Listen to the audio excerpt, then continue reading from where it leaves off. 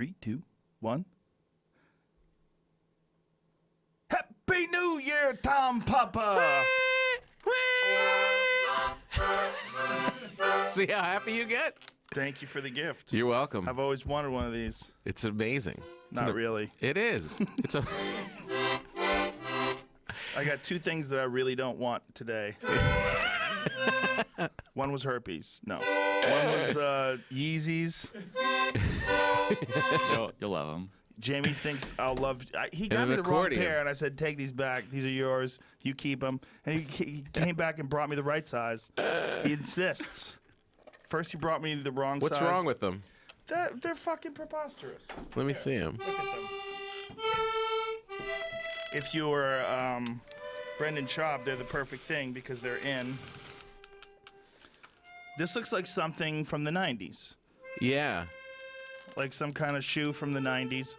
Now, what level of outrage would there be if I started wearing these to run the mountains? What if they were really comfortable and you liked them? Is that what's going on? So you think that if I put them on, I would all of a sudden love them and I would get it? Those are street? Maybe. Are those for the street?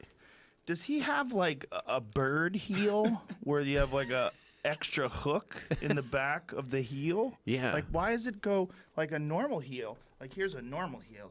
See Right. how that goes? Flat. Flush. Yeah, it's flat. This like goes out at an angle. This one does too. That does too. It's the boost. It's the stylish shoe. It's the bottom. It's part of the Adidas. Is it the silhouette. style or is it the? It's the shape. Is it the style or is it the feel that you really like? The feel. But both. Honestly, both. But these were really comfortable shoes. The boost is super comfortable. Is this a Adidas made shoe? Is that? Yep. Oh, so Adidas makes the Yeezys? Yeah, and there's just no Adidas logo on there, so it's hard to tell that. You're starting to like them. Interesting. You're starting to warm up. Well, I weird how they have this like military style number thing on the side, like some fucking Korean missile.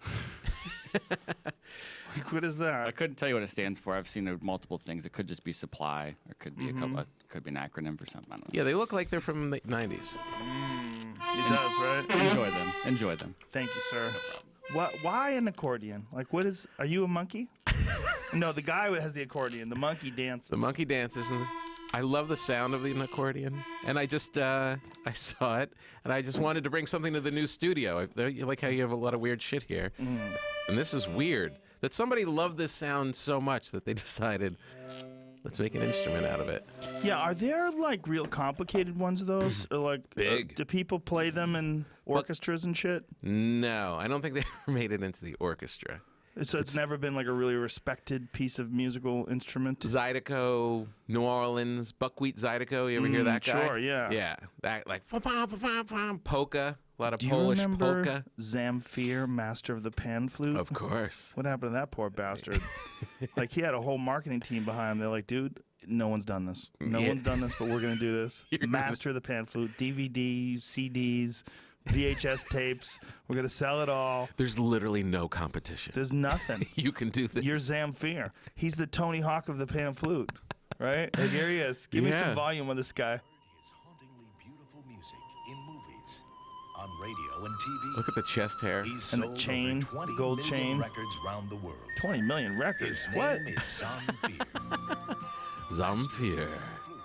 That He magical looks- instrument with the Look at this. unforgettable sound. Now in his magnificent. He looks like a guy that works in the deli. That is a very forgettable sound. It's a recorder. It's for like one of the things you learn when you're in 4th grade and they teach you music. You get that goofy flute-like thing. I never paid attention to the recorder because they gave me the recorder and I go, well, what? How come I don't see this in bands? Yeah.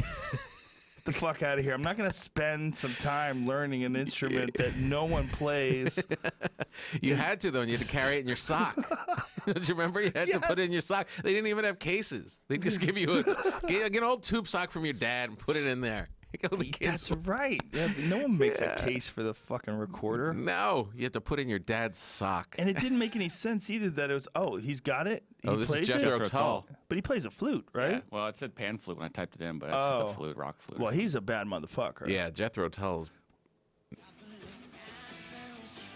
He's What good a and crazy. freaky looking dude. He looks like he lives in a hollowed out tree. right? He does. Oh my God. Scurries He out when you does. walk by on the trail. Hello. Has anybody else figured out how to use the flute in rock and roll music besides Jethro Tull? Yeah, there's been some flute. There's been But not like him, right? No. Like, where it's No, a where it's part of it. the lead. He's the Damn. lead guy. Isn't that weird how like a band will come along and they'll just figure out how to do something that no one's figured out? Yeah. Yeah, exactly. No, we're gonna do this. Yeah, we're just going to throw a flute in the mix. And then everybody's like, okay, I like it. Hey, it kind of works. Yeah. Should we get a flute? I was doing this show last weekend, and this guy had an oboe.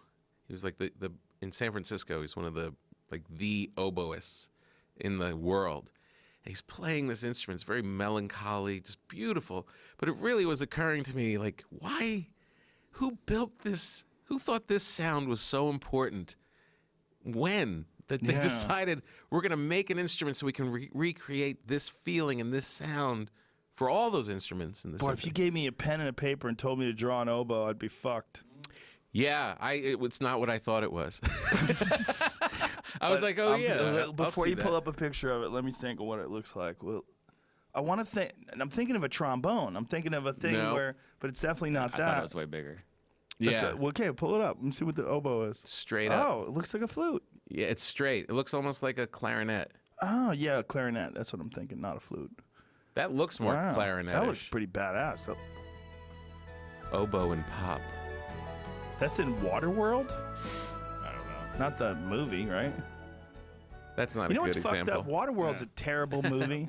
Waterworld's a terrible movie, but they have a damn good theme show at Universal. It's very good. It's really good. But it's amazing. It's like nobody watched that fucking movie. It was a gigantic flop. Yeah. But still, in 2018, they put on a jammin' live show Kicks with ass. Waterworld. So everybody's like, wait, what the fuck is this based on? This is some sort of dystopian world where like everybody is drowning, right? Yeah. The water's risen to the top of everything, and then these baddies and good people, and then there's stunt people that are risking their lives. There's explosions and fire, Oil. and flying jet skis. I went to see it with my It's family. It's hot. great. We got fucking drenched, by the way. If you're gonna go to see this, Good seats. don't go during a cold day. It doesn't matter, good or bad seats, man. That shit goes up into the 15th, 16th rows. Look at that. That is Yeah. good production value. It's great because it's like a play, but it's fun to watch. That's- It's very enjoyable. That's all Kevin Costner had to do was just do this. He didn't have to make that gigantic movie. Well, that movie Dennis Hopper. that movie was I had some friends that worked on it. That were stunt people in Oh, the yeah? movie, and they were just talking about the amount of money that, like, whenever you're filming anything involving water, like, you're fucked. Everything is insanely expensive. Right. Everything is. Cameras. It's all underwater. Everything's water. It's wet. Everything's wet. It's like the whole Yeah. thing was crazy, and it sucked. Oh. Well, it did suck. But I tried to watch it actually it is. recently. Yeah. fucking terrible movie. It's got a cool cigar. idea that like the seas have risen and now Yeah. you've got to land. You'd have to live on this boat. Yeah, but like he's in like a fight for his life and shit. And he's got a fucking cigar in his mouth. It's And one of they- those movies. Yeah, and they have weird like comedic guys, and then Dennis Hopper is kind of looks cool, but it's kind of weird. Yeah, see, like these guys are about to shoot him, and he's got a cigar in his mouth. Like, look, everybody's dirty, but it's wet out. It's Just like- it's get like- in the water, you fuck, you dirty, stinky bitch. Just there's water everywhere. That's a great point. Why are they filthy? The whole place is a tub. It's because it's a ripoff of Mad Max. But Yeah. Mad Max, the dystopian Mad Max movie, was made in a place where there's no fucking water. You're in the desert. They had a reason to be dirty, you fucking plagiarists. Just jump in the Yeah, water. look, see, he's fighting for his life here, and he's got a cigar in his mouth. Spit the cigar out, you cunt. You're gonna get shot. Jesus Christ. I did like that boat though. That was a pretty cool boat that he It's- could control the whole thing. Yes, it's kind of interesting. It's bad, but it's not nearly as bad as The Postman. The Postman was another dystopian movie that was a colossal failure, starring that. Kevin Costner. Look, Kevin Costner, who I'm not shitting on Kevin Costner. I'm a huge Kevin Costner fan. I love that guy. but he was in a couple of stinkers that kind of tanked him for a long time. The Postman from 1997 is one of the worst movies in the history of bad movies. So bad that I will get high and watch it occasionally just for the fucking yucks. I've never even seen this one. Oh yeah, in the future. Oh, and that's Cibber Ribisi, whatever his name. Yeah, whatever, Giovanni Ribisi. Ribisi. Yeah, you get kicked in the head there. In this movie, like, who is he? Kevin Costner has to deliver the letters. It's like this big thing. Oh. In the future, there's no post office anymore, so he's got to be like the postman, but they're trying to kill him. Look, they're going to fucking get him. He's got to run across the bridge. He's like, I've got letters. He's got the mail. What are you doing? The fuck are you doing with these letters? I got to bring them. It's important we communicate. Was this all because the Dances with Wolves was so good? They tried to, like, redo it? No, this is nothing like Dances with Wolves. They're just like, get him back in the woods. I think this is based on a novel, if I remember correctly. See if that movie, The Postman, is based on a novel. I think it's based on a science fiction or future fiction novel, if I remember correctly. I never even heard of that movie. Oh, it's so bad. It's great. Book. Yeah, it is made in a book. Okay, yeah. So yeah, it's it's so great. It's about, I think it might be like post-nuclear war or something. Who's trying to stop him? People don't like mail. Guess what year it takes place in? Let me guess. 2014. 13. Oh my God. That's great. The other day we were looking at Blade Runner. Blade Runner was 2019. Yeah. Oh, really? The original one was 2019. Wow. Next year, flying cars, robot So people. off. Yeah. Not so. Well, we might make it.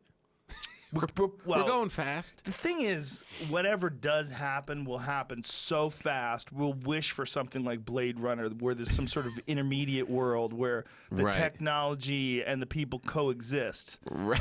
Because we're just going to be... Yeah, we're just going to be plugged into it like the Matrix. Yeah. It's just going to be slow, and then all of a sudden. It's going to be...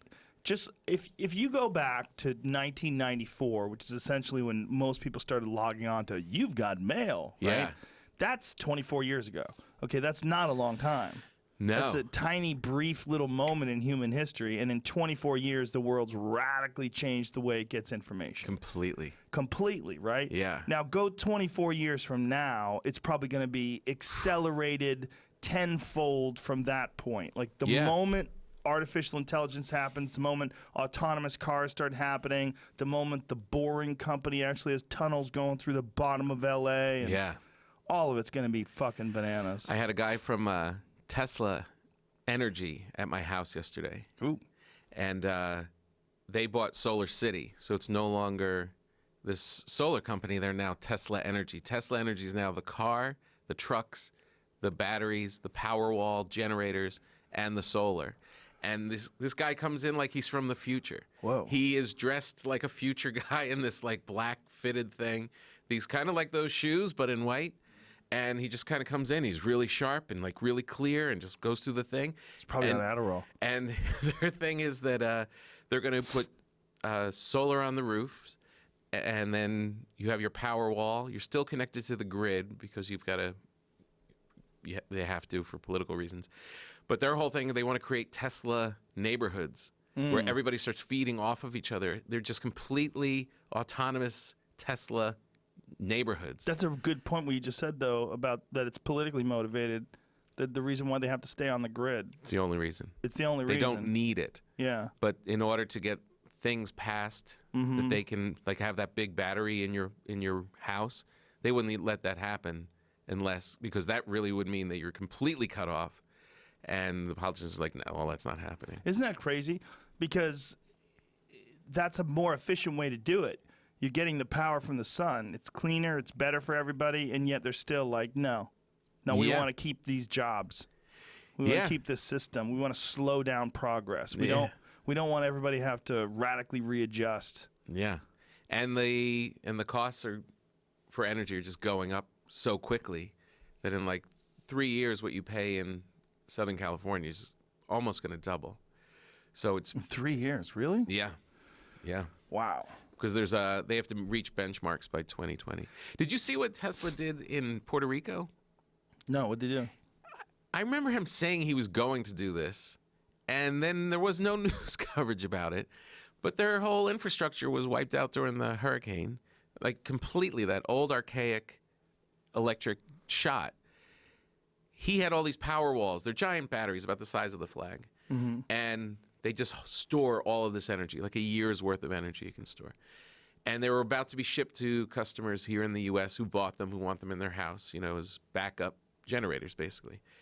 They were supposed to ship in January. They're not shipping now until April because he decided these people in Puerto Rico need energy, took all of those power walls, shipped them to Puerto Rico, and has built this new infrastructure for Puerto Rico.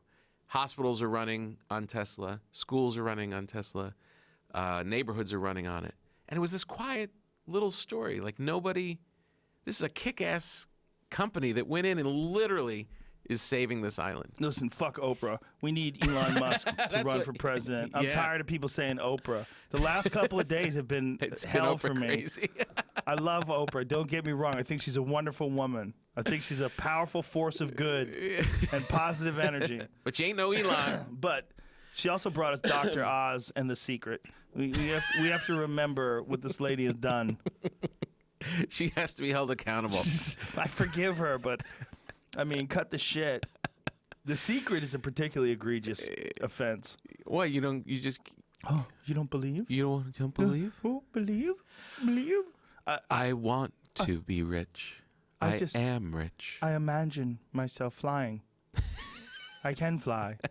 I will beat my wings until I take off. What's up? Yeah. It was one of the more I want to say disturbing, but it was confusing when that was taking hold with people. When I had friends that were telling me that The Secret is real and that they imagined they were going to fulfill these childhood dreams that they had about whatever, being a fucking astronaut, whatever it would be. There's a couple people that I knew that were trying to tell me that The Secret was going to be the thing and that they had a vision board and they had photographs. They put pictures up of the things that they wanted, like them in front of large crowds and shit. And I'm like, oh boy. Them in front of large crowds. This is so not how it works. Yeah. But there is a kernel of it that works. Yep. Positive thinking, you wanting something, you envisioning it. But that's a little component in just how you live your life. It's not just sitting in your place and wishing it so. It's like saying, I am going to be a bodybuilder because I drink water. Yeah. It's like, no, you... Okay. Jeez. Where do I start? You should drink water, and it will help you if you want to be a bodybuilder. But I've talked to all these bodybuilders, and the one thing they have in common is they all drank water, and they knew that if they drank water, they would be giant. They'd be giant, huge people. That's all you got to do. Okay, but did they also perform reps to failure? Did they also take steroids? Did they also do these exercises, squats, deadlifts, curls? Did they do all that stuff too? Yes, but the water.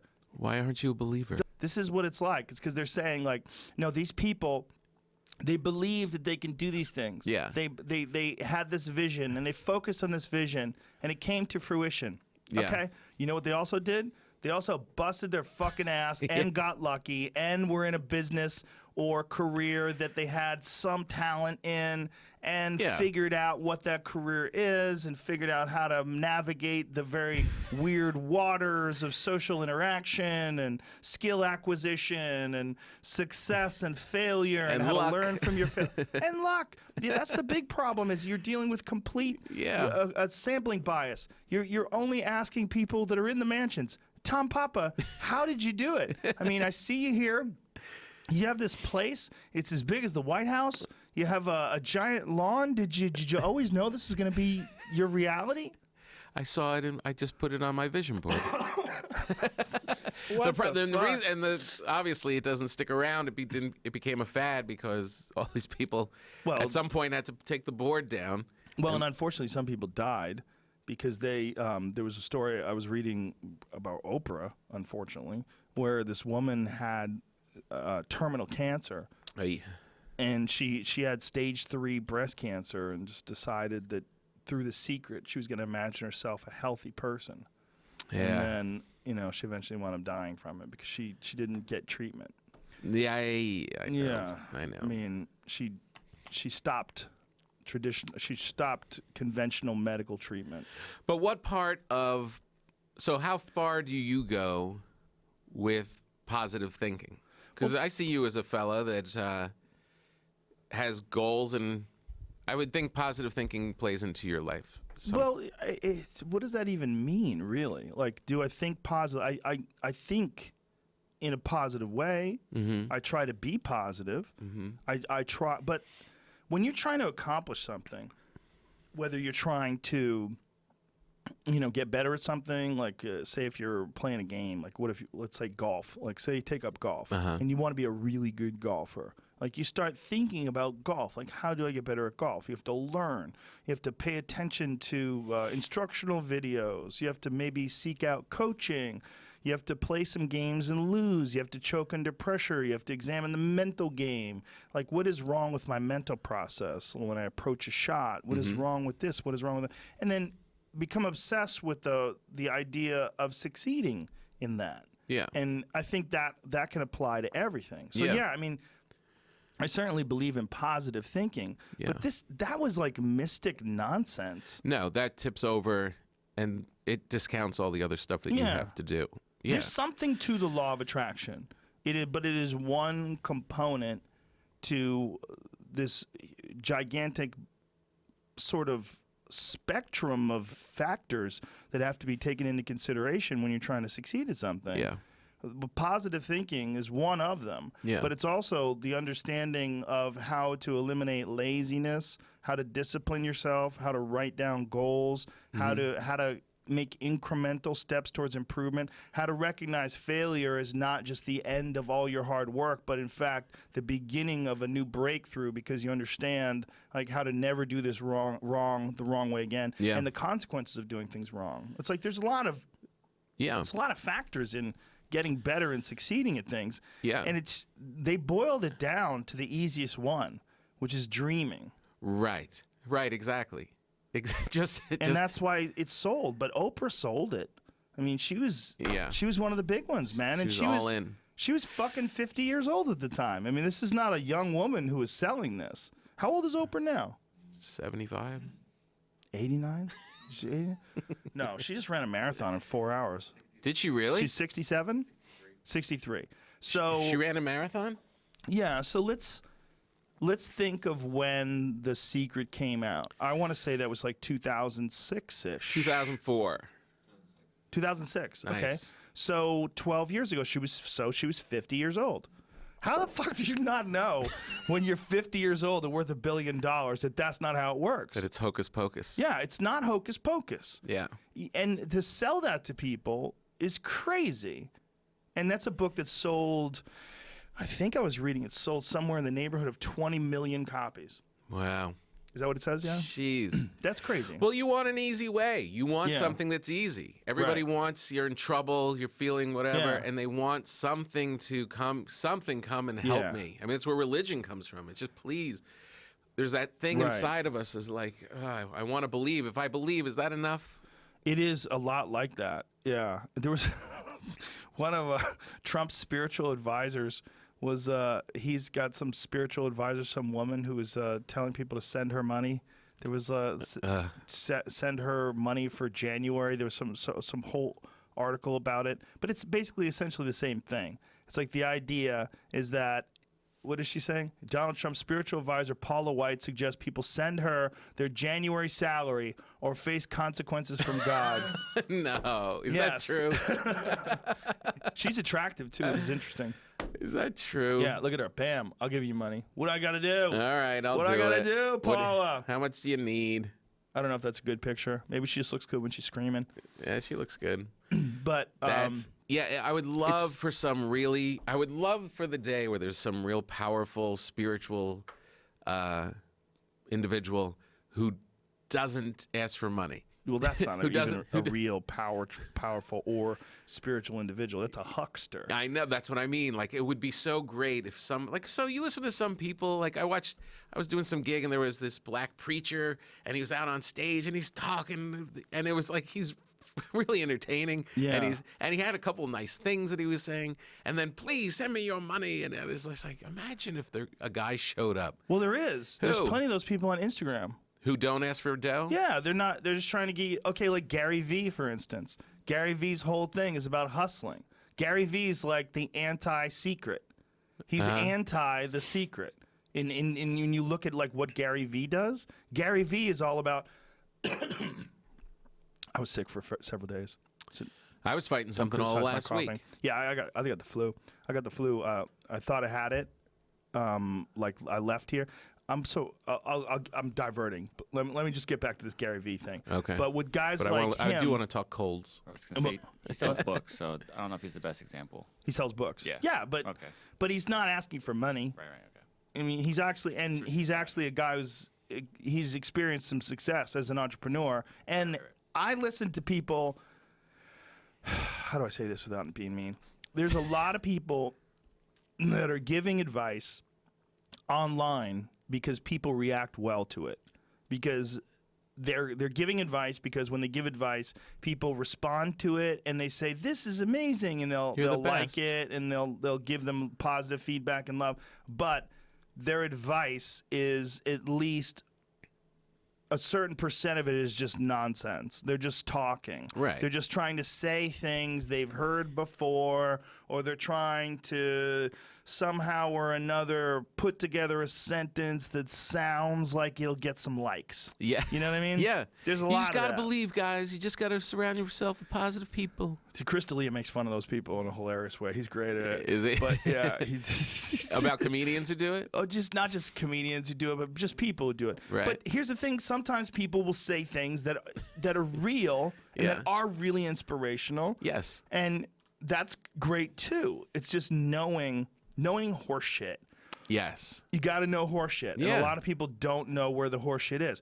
The secret is horseshit.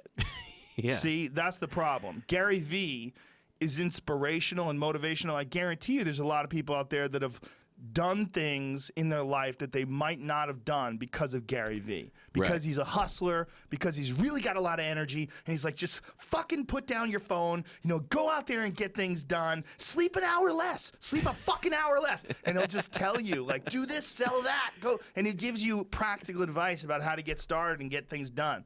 It's like the opposite of The Secret. Does That's he my hold point. seminars? I'm sure Gary does shit He's like that. It sounds like Tony Robbins. He does sort of, but he's more like I mean, He's Tony like a Robbins, like he. younger, more energetic hustler character. Chris D'Elia, what does it say? Play this. Give me some volume. Hard work. Determination. It says you can do anything you put your mind to, except most things. Perseverance. He's got an eagle on his Never shoulder. backing down. Never backing down. Not stopping. Remaining focused. Yeah. Never quitting. It's so funny. Meanwhile, he does all those things as well. The desire. This is from his last special. Meanwhile, he It's works really hard. funny. The funny thing is, Chris actually does work hard. I literally, well, yeah, Yeah. that's the kind of, yeah. I mean, Kevin Hart now has moved into that realm. He has so many people listening Yeah. to him, and all of a sudden they just, I love him. He's hilarious. He's a really good guy. I've known him for a long time. But now he's got so many followers, and he has so many people listening that he's starting to do that. He's not just telling jokes. He's doing crunches and telling you you've got to believe. And and I said to my daughter was like, "Is he a comedian?" She asked me. She was showing the thing. I said, "Yeah, he's really funny." I said, Well, "But this is a different thing." I said, "Do you think I could make videos and just tell people to live better? That they would like that?" No, Dad. Well, I'm guilty of that too. I've done that too. But it's just there's things that that you've experienced and that you've done you want people to know about.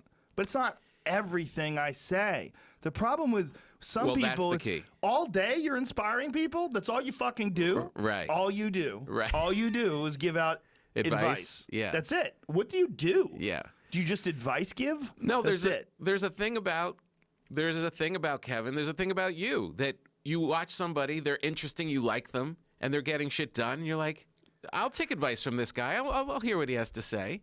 There is that element. It's when it becomes Bullshit. Bullshit. Yeah. When it becomes, no, you have to listen to me because I have all the answers. Right. And God talks to me and that kind of stuff. Well, there's love songs that you hear that hit you and you go, wow, like why does that resonate so much? Yeah. Why is that so profound? And then there's songs where you're like, shut this stupid fucking nonsense down. Right? Yeah. It's like there's this pop music-y, plastic, Yeah. hollow, empty bullshit that also has a lot of those same words in it. Right? Like, what is the difference? And that millions of people like. Yeah. Yeah, but they're dumb as fuck. Those Well, people. that's, but it's the same thing. You've got all these people that still buy into the horse shit. Yeah. There is a big herd of people out there that you can, if you just start doing, if Chris just stopped being a comedian and started posting videos like that all the time, Oh, he would kick ass. he'd get followers. Well, if he really wanted to, if D'Elia really wanted to be an inspirational guy, he's a handsome fella. He's got a great voice. He's got a lot of energy. Yeah.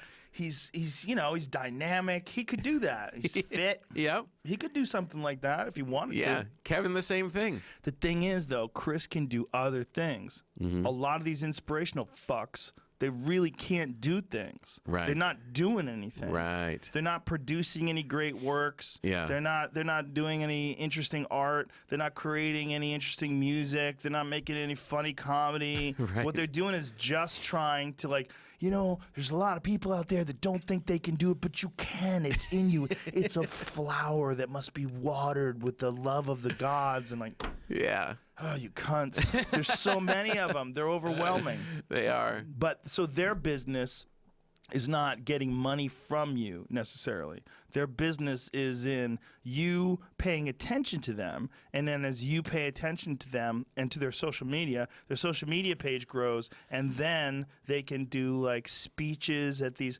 Have you seen those self-help conferences? Oh, Like, yeah. some people go on boats. They go on a cruise ship. Yeah, and the Tony everybody on Robbins the cruise stuff. ship is just giving different kinds of advice. Yeah. You know? Speeches and everyone get in here. We're gonna have a session. And Yeah. Well, yeah. see, and he's- and it does help people. Like there are Yes. people that they do help. Yes, true. Some of it works. I mean, if you're lost and you don't know what's going on and you've been a loser for a while and you take a couple of his tips Yeah. and you start working and writing shit down and going and have some self-confidence, it can There's- help your life. But there's some of these guys that all they're doing is just trying to like figure out a way to give people advice when they've never done shit themselves. Yeah. And they're not, it's not worth listening to. Right. But yet they're there. Yeah. And but But is in a that way- but is that any worse than an open micer? Right. Is it? I mean, if someone No. what I want to do Or- is sorry, if someone says, what I want to do is I want to become a motivational speaker. I want to really help people. I want to really touch people. But right now I kind of suck at it. It's like you don't just start out as Tony Robbins. No, that's right. Yeah, you're just starting. And it's like a trainer. It's like Right. a boxing trainer's never really want to fight. It could just be like an old guy who's just. Some but- of those guys, most of them, in fact, are former fighters. Are they? Yeah. It's very rare that someone's a boxing trainer. Pacquiao's guy? What, Freddie Roach? Yeah, was he a good boxer? Yeah, he was a famous professional. Oh, yeah? Yeah, he's got Parkinson's because of it. Oh, really? Yeah, he's got trauma-related Parkinson's disease from his time in the ring. Angelo Dundee? He fought shit. What the fuck's his name? The Puerto Rican guy. Hagler. Stop. Hector Camacho. Oh, Camacho? Yeah, he fought Camacho. He fought a lot Wow. of like big name guys. Wow. He was a big deal. Like in terms of like journeyman fighters. All right. Freddie Roach was, and his brother Pepper Roach is also a known guy in the world of boxing. Yeah, Freddie was legit. He was a legit guy. Oh yeah, he was a legit pro. 100%. So are there trainers that just train people that they just became trainers Yes, and weren't boxers? They definitely have some experience. Usually Yeah. they have some amateur fights, or it's very, very rare Yeah. that someone becomes a respected boxing trainer without having any competition experience. Yeah. It just doesn't seem to make any sense. Some of them, they realize early on that they're better at coaching than they are at competing, whether it's because Yeah. of physical dynamics or whether it's, they just don't like getting hit, Yeah. They know the limits. Or some people just are really good at teaching others. Yeah. That's a weird thing too. In the world of jiu-jitsu, it's very common. because in jiu-jitsu, there's a lot of people that get really good at understanding and like one of the guys that's going to be here next week, John Danaher, is world famous for it. Yeah. He's very famous for being like one of the greatest coaches in jiu-jitsu of all time, but as far as I know, very little experience in terms of actual competition. Oh, yeah. But he's But as he's a a good coach, teacher. Yeah. unparalleled. Like Yeah. he's like universally regarded as one of the great coaches Wow. alive. That's impressive. Yeah. I got my 12-year-old a heavy bag for Oh, yeah? Christmas. Yeah. You should She's wrapping her hands. She's got gloves. get someone to teach her how to do it correctly. Yeah, my buddy Matt's coming over to. Oh, okay. He's a trainer. He worked under Angelo Dundee for a while and opened his Oh. own gym. My good buddy Okay. Matt Bayamonte, and he's cool. going to come teach her on Thursday. That's good. Yeah, it's pretty cool. It's a good way to get out aggression too. That's why I got it for her. She would just get angry. She'd be doing schoolwork and be like, "This you? is bullshit," and I'm like, and she's like, "I want to punch something." Whoa. She started like punching Angry. pillows once in a while. So now I got her a bag. How much of you is Italian? All of it's Italian except for my one grandfather was German. Angry people. The Germans or the Italians? Both. Yeah, well, Angry, Sicilian. but mostly Italian. Yeah. The Sicilian is the dominant part. There's a little temper there. Angry people. That's in Yeah. her genes. She wants Yeah. to fucking feed knuckle sandwiches to people. She really does. She's like this beautiful 12-year-old girl that just wants to punch. My sister's that way too. I stopped dating Italian girls when I was 21. Last Italian girl I dated took a swing at me. I was like, I'm good. Did you really? Yeah. Did you deserve it? Nope. But I saw it coming. I was like, I can't believe this is happening. She's actually trying to punch me. She's gonna punch me. Right She's in the gonna face. fucking punch me. Like I saw her shoulder pull back. I'm like, there's no way this is actually happening. Yeah. You know, because Yeah. No, I was fighting at the time, so I was used to people punching me.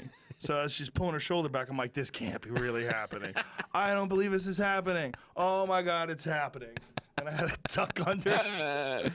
It's funny. But I think she just wanted attention. I don't think I think she's pretty sure that it wasn't going to land. You know, that if she threw a punch at me, that I was just going to. Because if she Yeah. really wanted to hurt me, she'd fucking hit me when I wasn't looking. You know? That's Yeah. what people do. They don't just look right at you, and you motherfucker.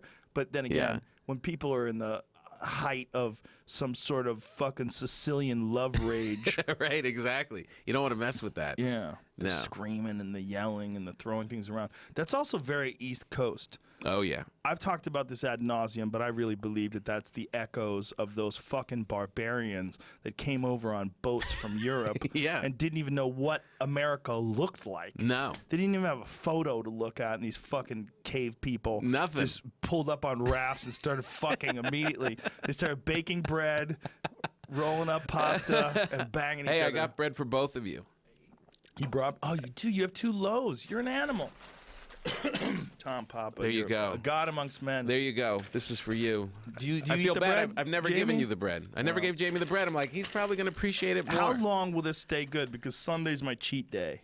Sunday? Yeah. You'll be good. Where we? Or should I just Tuesday? like postpone my cheat day or move it to today? If you keep it in paper, it'll. What's you'll the have to best toast it way, up. though? To eat it today is the best way? To eat it today or tomorrow, actually. Okay. Tomorrow, Thursday. Tomorrow's better? Yeah, Why is it better? because it just came out. Ooh. So it's not good right away. It is. It's if you want that warmth. It is, Ah. but really, it gets even better a day after. You know, that's the case with tuna. I did not know that. I always thought that if you bought sushi, that you're supposed to get fresh sushi. Like Yeah, they yeah. just pulled it out of the water. They're going to slice it up for you right now. But no, if you go to like a real master sushi maker, that sushi sits. Oh, really? Yeah. For how like long? Fucking weeks sometimes. What? I know. Just the tuna? I watched some documentary on some sushi master. Oh, the hero? Yeah. No, it wasn't that. It wasn't No? that guy. But that guy, that's a great one too. It's really good. I was like, what we're talking about is Jiro. Is that how you say his name? Hero or Is Jiro? it Jiro? Jiro Yeah. or a Gyro? How do you say it though? Do you know? thought it was Hiro. it's spelled with a J. Yeah. Let's say Jiro. Jiro dreams of sushi. I was like, I'm not gonna watch a fucking documentary on a guy who makes sushi. Cutting Cut fish. the fish, smush the rice up. You're done, dude. Okay. Give me some edamame. Get this party Yeah. started. This ain't like some complicated casserole that you're putting together. You know? Yeah. But wow. Yeah. You watch it and you go, oh, okay, I'm ignorant. This guy's an artist. Yeah, there's way more to this. Oh my God, his whole soul is in it, Yeah. and it comes out. Yeah, amazing. And his tiny ass little restaurant that's about the size of this room. Yeah, no interest in getting bigger. Nope. No franchising. Nope. Just doing this Yeah. so well Yeah. that people are gonna come. There's something to that, man. Oh, it's the best. Yeah. It's doing one thing really well. Yeah. My God, it's the best. There's definitely something to that. There's something to, especially like the mindset of every day trying to learn how to make that egg dish perfect. Yeah, That one egg dish Yeah. that one guy said he worked on for a year. it's crazy. A fucking year Yeah, on eggs. just completely doing it over and over and over. My bread thing is not like it's probably like your bow thing. The bread thing, it's like you do just start to like focus on this one Yeah. thing and trying to do it well, and you just start to get it becomes a part of you. You're starting to put yourself into it. It's not just making bread. It is a practice. It is something that for a couple of years I've just kind of gone down that wormhole. Yeah. It's a good thing. The wormhole. Yeah. Doing that one thing. I feel like that sometimes with stand-up. It's like we have all these other things that are always going on and pulling us in different directions and stuff. And it's like if you could just focus purely on if that was the only, if you weren't taking any phone calls on anything else, you weren't podcasting, you weren't writing scripts, you weren't appearing on whatever, like, would that make a difference? Like, would you be? Yes and no. Because I think that stand-up requires a certain amount of dedication and a certain amount of time on stage. But I think it also requires a certain amount of living. Mm-hmm. I think you need to do other things. Right. And although podcasting seems like a job and a distraction, one thing it is unquestionably is exploration. It's an exploration of ideas Right. at an unprecedented level. Yeah. Like you're exploring ideas without looking at your phone, without just you and I are talking Yeah. for 3 hours. Right. When does that ever happen in life? Yeah. No, it doesn't. There's a lot of ideas that I come up with through stand-up or in stand-up that came out of podcasts, for sure. Yeah. a Yeah. lot. Well, your mind's active. Yeah, so I think that's... Yeah, and writing's similar. Writing's the same kind of a thing. Yeah, but I also think doing stuff is important too, not just the actual sit-down talking part of the podcast, but actually going places. Being active. You have to experience things. Yeah. You have to watch documentaries. You have to go to a museum. You have to go see things. You got to go talk to people. You got to go on adventures. Got to go travel. Yeah, it's filling up the well. Yeah, you have to think of your brain almost like your CrossFit, not CrossFit. What's that? What's that word where you cross training? I guess that's what I'm looking for. Where you're doing a bunch of different kinds of Multitasking. things that will no, different types of athletic activities that will enhance your sport. Like say if you play hockey, you don't just do hockey. You also are involved in like box jumps. You're doing a lot of sprinting up hills. That's a good way to look at it. Yeah. All these things enhance this one activity. And it's not just all you have to do is just skate all day and you'll become the best skater. Yeah. Well, you maybe, or you could get better at the motions of skating by strengthening your legs with weightlifting or by doing this, and you can accelerate your curve by doing yoga, or you could, Yeah. I think that there's something to that with comedy, at least for me. Yeah, For I me, it agree. helps. I mean, when I'm really actively writing other stuff, whether it's scripts or whatever, my writing for stand-up improves. Yeah. It It's a just muscle. does. Yeah, and reading, by the way. Yeah. Reading, writing stuff, it all feeds the act. When you then shift your focus over here back to the act, you're better because of that stuff. But I do sometimes think, like the sushi guy, but what if the output was only geared towards that? The input I get doing all that stuff, but would there be a difference? Maybe. I mean, maybe there's something to that. I don't know. I don't know anybody who does it that way, though. Well, maybe at Tell. Regan. Yeah, but Regan plays golf and drinks and does a lot of other shit. But he's not creating other art. He's not writing scripts. He's not. He also doesn't write right. Right. He writes like kind of in his head. Uh-huh. And then goes on stage and works on stuff. Right. Yeah. Yeah. Which I'm torn on. I mean, I know it's very effective. Some people do it amazingly well, and that's how they've created incredible works of art. But I never give that advice. whenever anyone asks me, I say you should do both. You should write down things, and you should write on a computer. You should write, or however you like to write. But you should also fuck around on stage. You should do both. Yeah. That's what I think. Yeah, no, I do too. I can't just show up on stage and hope it's going to happen. Well, there's some ideas that I've had that I'll like literally like have in my car, and then I'll bounce them around by myself a little bit, and not having ever written them down. I'll go on stage, and then it'll just catch fire. Yeah. And then it'll become a bit. And there's some bits that have made it to specials that I've never even written down. Yeah. I just knew how to do them because I did them a bunch of times, but Yeah. then most of them not though. Most of them not. Or at least I always feel like I'll bring an idea up on stage that hasn't been written down yet. There's something there. Yeah. There's something going on, but then I bring it back to the shop and we'll play with it. Yeah. And then it becomes this back and forth. Like here's one example. This is a bit that I bounced around. I was thinking about in the car, and then I brought it onto stage in a completed form, and it never really changed. Uh-huh. There's a bit about Bigfoot. Right. I said, here's what you don't find when you go looking for Bigfoot. Yeah. Black people. Like, you're more likely to find Bigfoot than you are black people looking for Bigfoot. You just find hordes of unfuckable white dudes out camping. That's what you find. Right. That's that's who done. goes looking for Bigfoot. You don't find, it's not a African American pastime. And Yeah. that bit came out in the car. Yeah. I made myself laugh, and then it never changed. It just became that. I don't think I ever wrote it down anywhere, and Yeah. it made it into my 2014 Comedy Central special. That's a I little never- gift. Yeah, I never. It just, but that's rare. Those are the rare ones. It is rare, but man, it'd be nice if they all came that way. Wouldn't it? A few. Yeah. There's been a few. They're usually, for some reason, they're one-liners too, like that. Yeah. You know, it's So funny. It's just complete. yeah. Some of them are just, they just form themselves complete. Yeah. It's just Those are best too when it makes you laugh. yeah. Like there's things that you just think in your head, yeah, that's pretty funny. That is a funny thing. And then you bring it up on stage and it becomes really funny. But when it really just truly makes you laugh, Yeah. then that's great. Yeah, it is great when there's something that it just Yeah, it just- clicks to the point where you just start giggling and you're just Yeah. like, get the fuck out of here. Yeah. Those are my favorite kind of jokes. Because that's why you started making people laugh as a kid in the first place. It Yeah. was just having fun. And sometimes as an adult, you've got all this other stuff in your head. It's like you do have to kind of remind yourself, this is fun. This is silly shit. Yeah. This should be giggle enjoyable, you know? Yeah, it should be. Yeah. It should be. Sometimes it can feel like, you know, because it comes out of writing. The other stuff that does come out of writing can be a grind. Writing is insular. It's by yourself. You're just in there alone Yeah.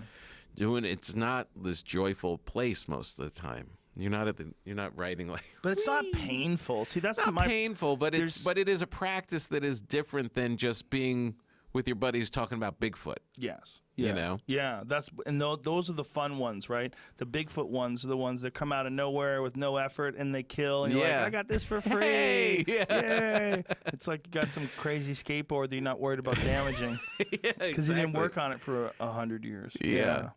No, writing's not painful, but there is a mental part where if you ever like put it down for a while and don't do it, it's like you got to get your head back into the space of doing it. That could be a little Right, painful. but why is that hard? I don't know. It is, but I don't know what. Like, have you ever read Stephen Pressfield's book, The War of Art? No. It's excellent. It's so good that I bought stacks of it, and I used to hand it out to people on the podcast. Oh, really? Yeah, because I think most people, like when you say, like if someone says, like, what's the difference between guys who get things done and guys who don't get things done? Yeah. This sounds so stupid and simple, but the people that get things done do things. They Yeah. actually do it. They sit down and do it. Yeah. And there's something about the people that don't get things done that stops them from doing that. Like, what is it? And Pressfield calls it resistance. Uh-huh. And what he says is that you have to overcome resistance because that's what professionals do. You sit down because you have affirmed that you are a pro. and you sit down and you go over what you are going to do. This is what I do. Right. I'm a professional. I write. Right. And I'm going to sit down and I'm going to write and I'm going to summon the muse. And whether the muse is a real thing or not, he treats it as it's a real thing. Yeah. And the concept is that you are going to summon this thing that you call upon to endow you with creativity. And that By doing the work. by doing the work. Right. Yeah. And Yeah. that overcoming this resistance is the war of art. And Yeah, that's And what is the resistance then? that's the question. It's Your like, negative thoughts, really. it's not just negative thoughts, it's resisting work. It's not negative in the sense. It's like it's weird. You're like something's stopping you from succeeding. Yeah. Something's stopping you from pushing forward and putting down those ideas. You want the easy. You want to Yeah. just sit on the couch. Like in my office, I have a couch and I have a desk. And the couch, Nothing gets done on that. nothing couch. gets done on the couch.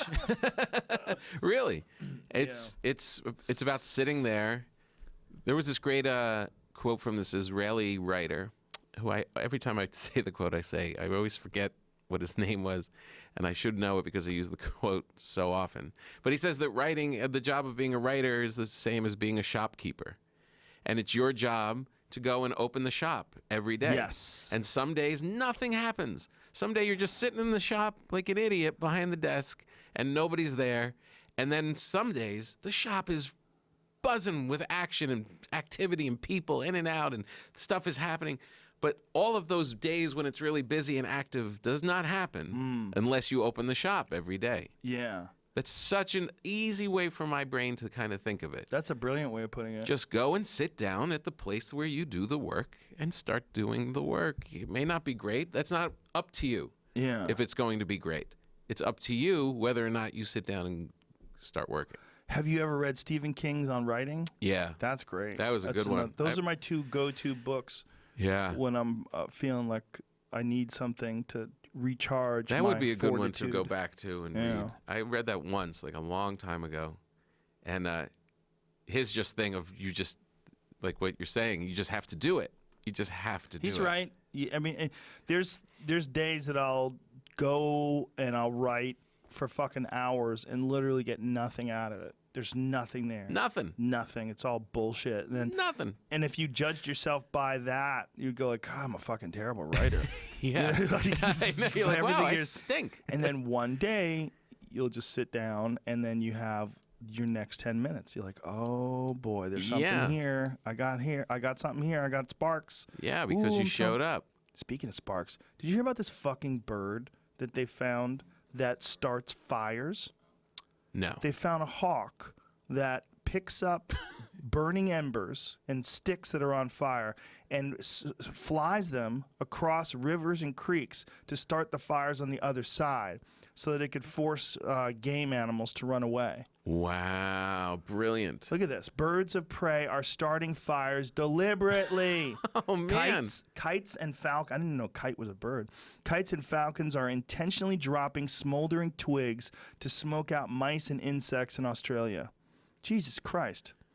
Jeez Louise. Researchers have compiled a study of reports of wild birds spreading fires. They believe the birds carry these burning twigs to unburnt parts of the bush. The birds drop them in a bid to smoke out prey, blah, blah, blah. They also smoke 3 packs a day.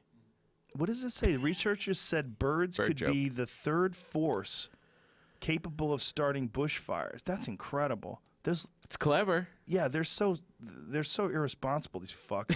They don't give a shit about don't fires. care. They fly away. It's Don't- like, well, I'll fly where the fire isn't. I got a Stupid. mouse. Huh, I don't give a Some fuck. guy, the whole neighborhood's burnt down, but he got a mouse snack.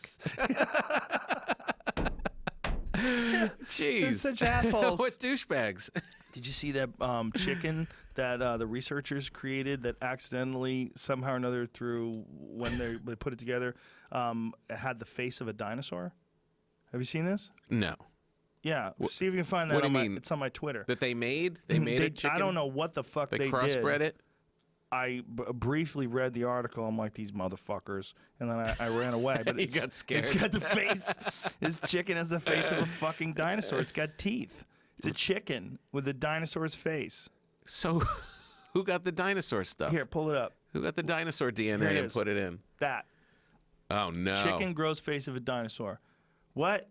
What? I've been on telling BBC people. Earth. Dude, but I've been telling people forever because of the fact that I keep chickens now.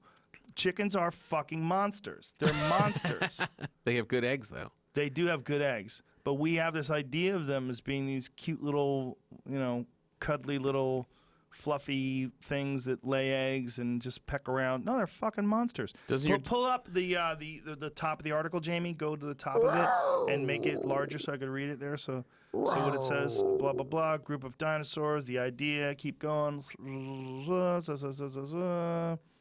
To understand how one changed the other, a team has been tampering with the molecular process that make up a beak in chickens. By doing so, they've managed to create a chicken embryo with a dinosaur-like snout and palate, similar to that of feathered dinosaurs like Velociraptor. They're making raptors, these fucks. The results are published in the journal Evolution. The team's aim was to understand how the bird beak evolved because the beak is such a vital part of bird anatomy. It's been crucial for their success. The 10,000 or more species occupy a wide range of habitats, and many have specialized beaks to help them survive. So they mess with the molecular makeup of the beak. Yeah, and they made a fucking dinosaur-faced chicken. How long before Well, that'll those be good when they're running around. That'll be great when they're at the petting zoo. I bet they would have better. I bet they would have better eggs because, like, my chicken's eggs are significantly better when I let them loose and they go fuck up. Like they'll eat mice and they'll eat worms and bugs and then I'll get these dark yolks. Like the last couple of days, they've been running around my yard all day. So, oh, really? Yeah. So the eggs that I'll collect tonight or tomorrow will be dark orange. Yeah, but when they're sedentary, they're lighter. Well, they're just in the cage. They have a very large coop. The coop is essentially for the 19 chickens, 17 now. A couple of them died. 17 chickens I have. It's basically the size of this room. So it's good space. They got plenty of room to wander around and plenty of food. But they like when you ever see vegetarian raised chick like that's they don't want that. Oh no. No, that's just that they'll eat that if that's all you give them. But they want to eat. They want to eat things. What is like bugs and worms? Worms. That's most of their diet. But mice more than anything. Mice? If they found a mouse, they fight for it. It's one of the few things that they will fight for. Really? Yeah. One will grab the mouse and they will just chase each other and try to fuck that mouse up. How are those eggs? After the mouse amazing. day. It's hard to tell like who's laying the eggs. So what do you do with all these eggs? From. There's a lot of Give eggs. them out to people. Yeah. You can have some. You want some eggs? Sure, I'll take some eggs. I'll give you some eggs. I got some meat for you too. I'm out of elk. I got some. Do you?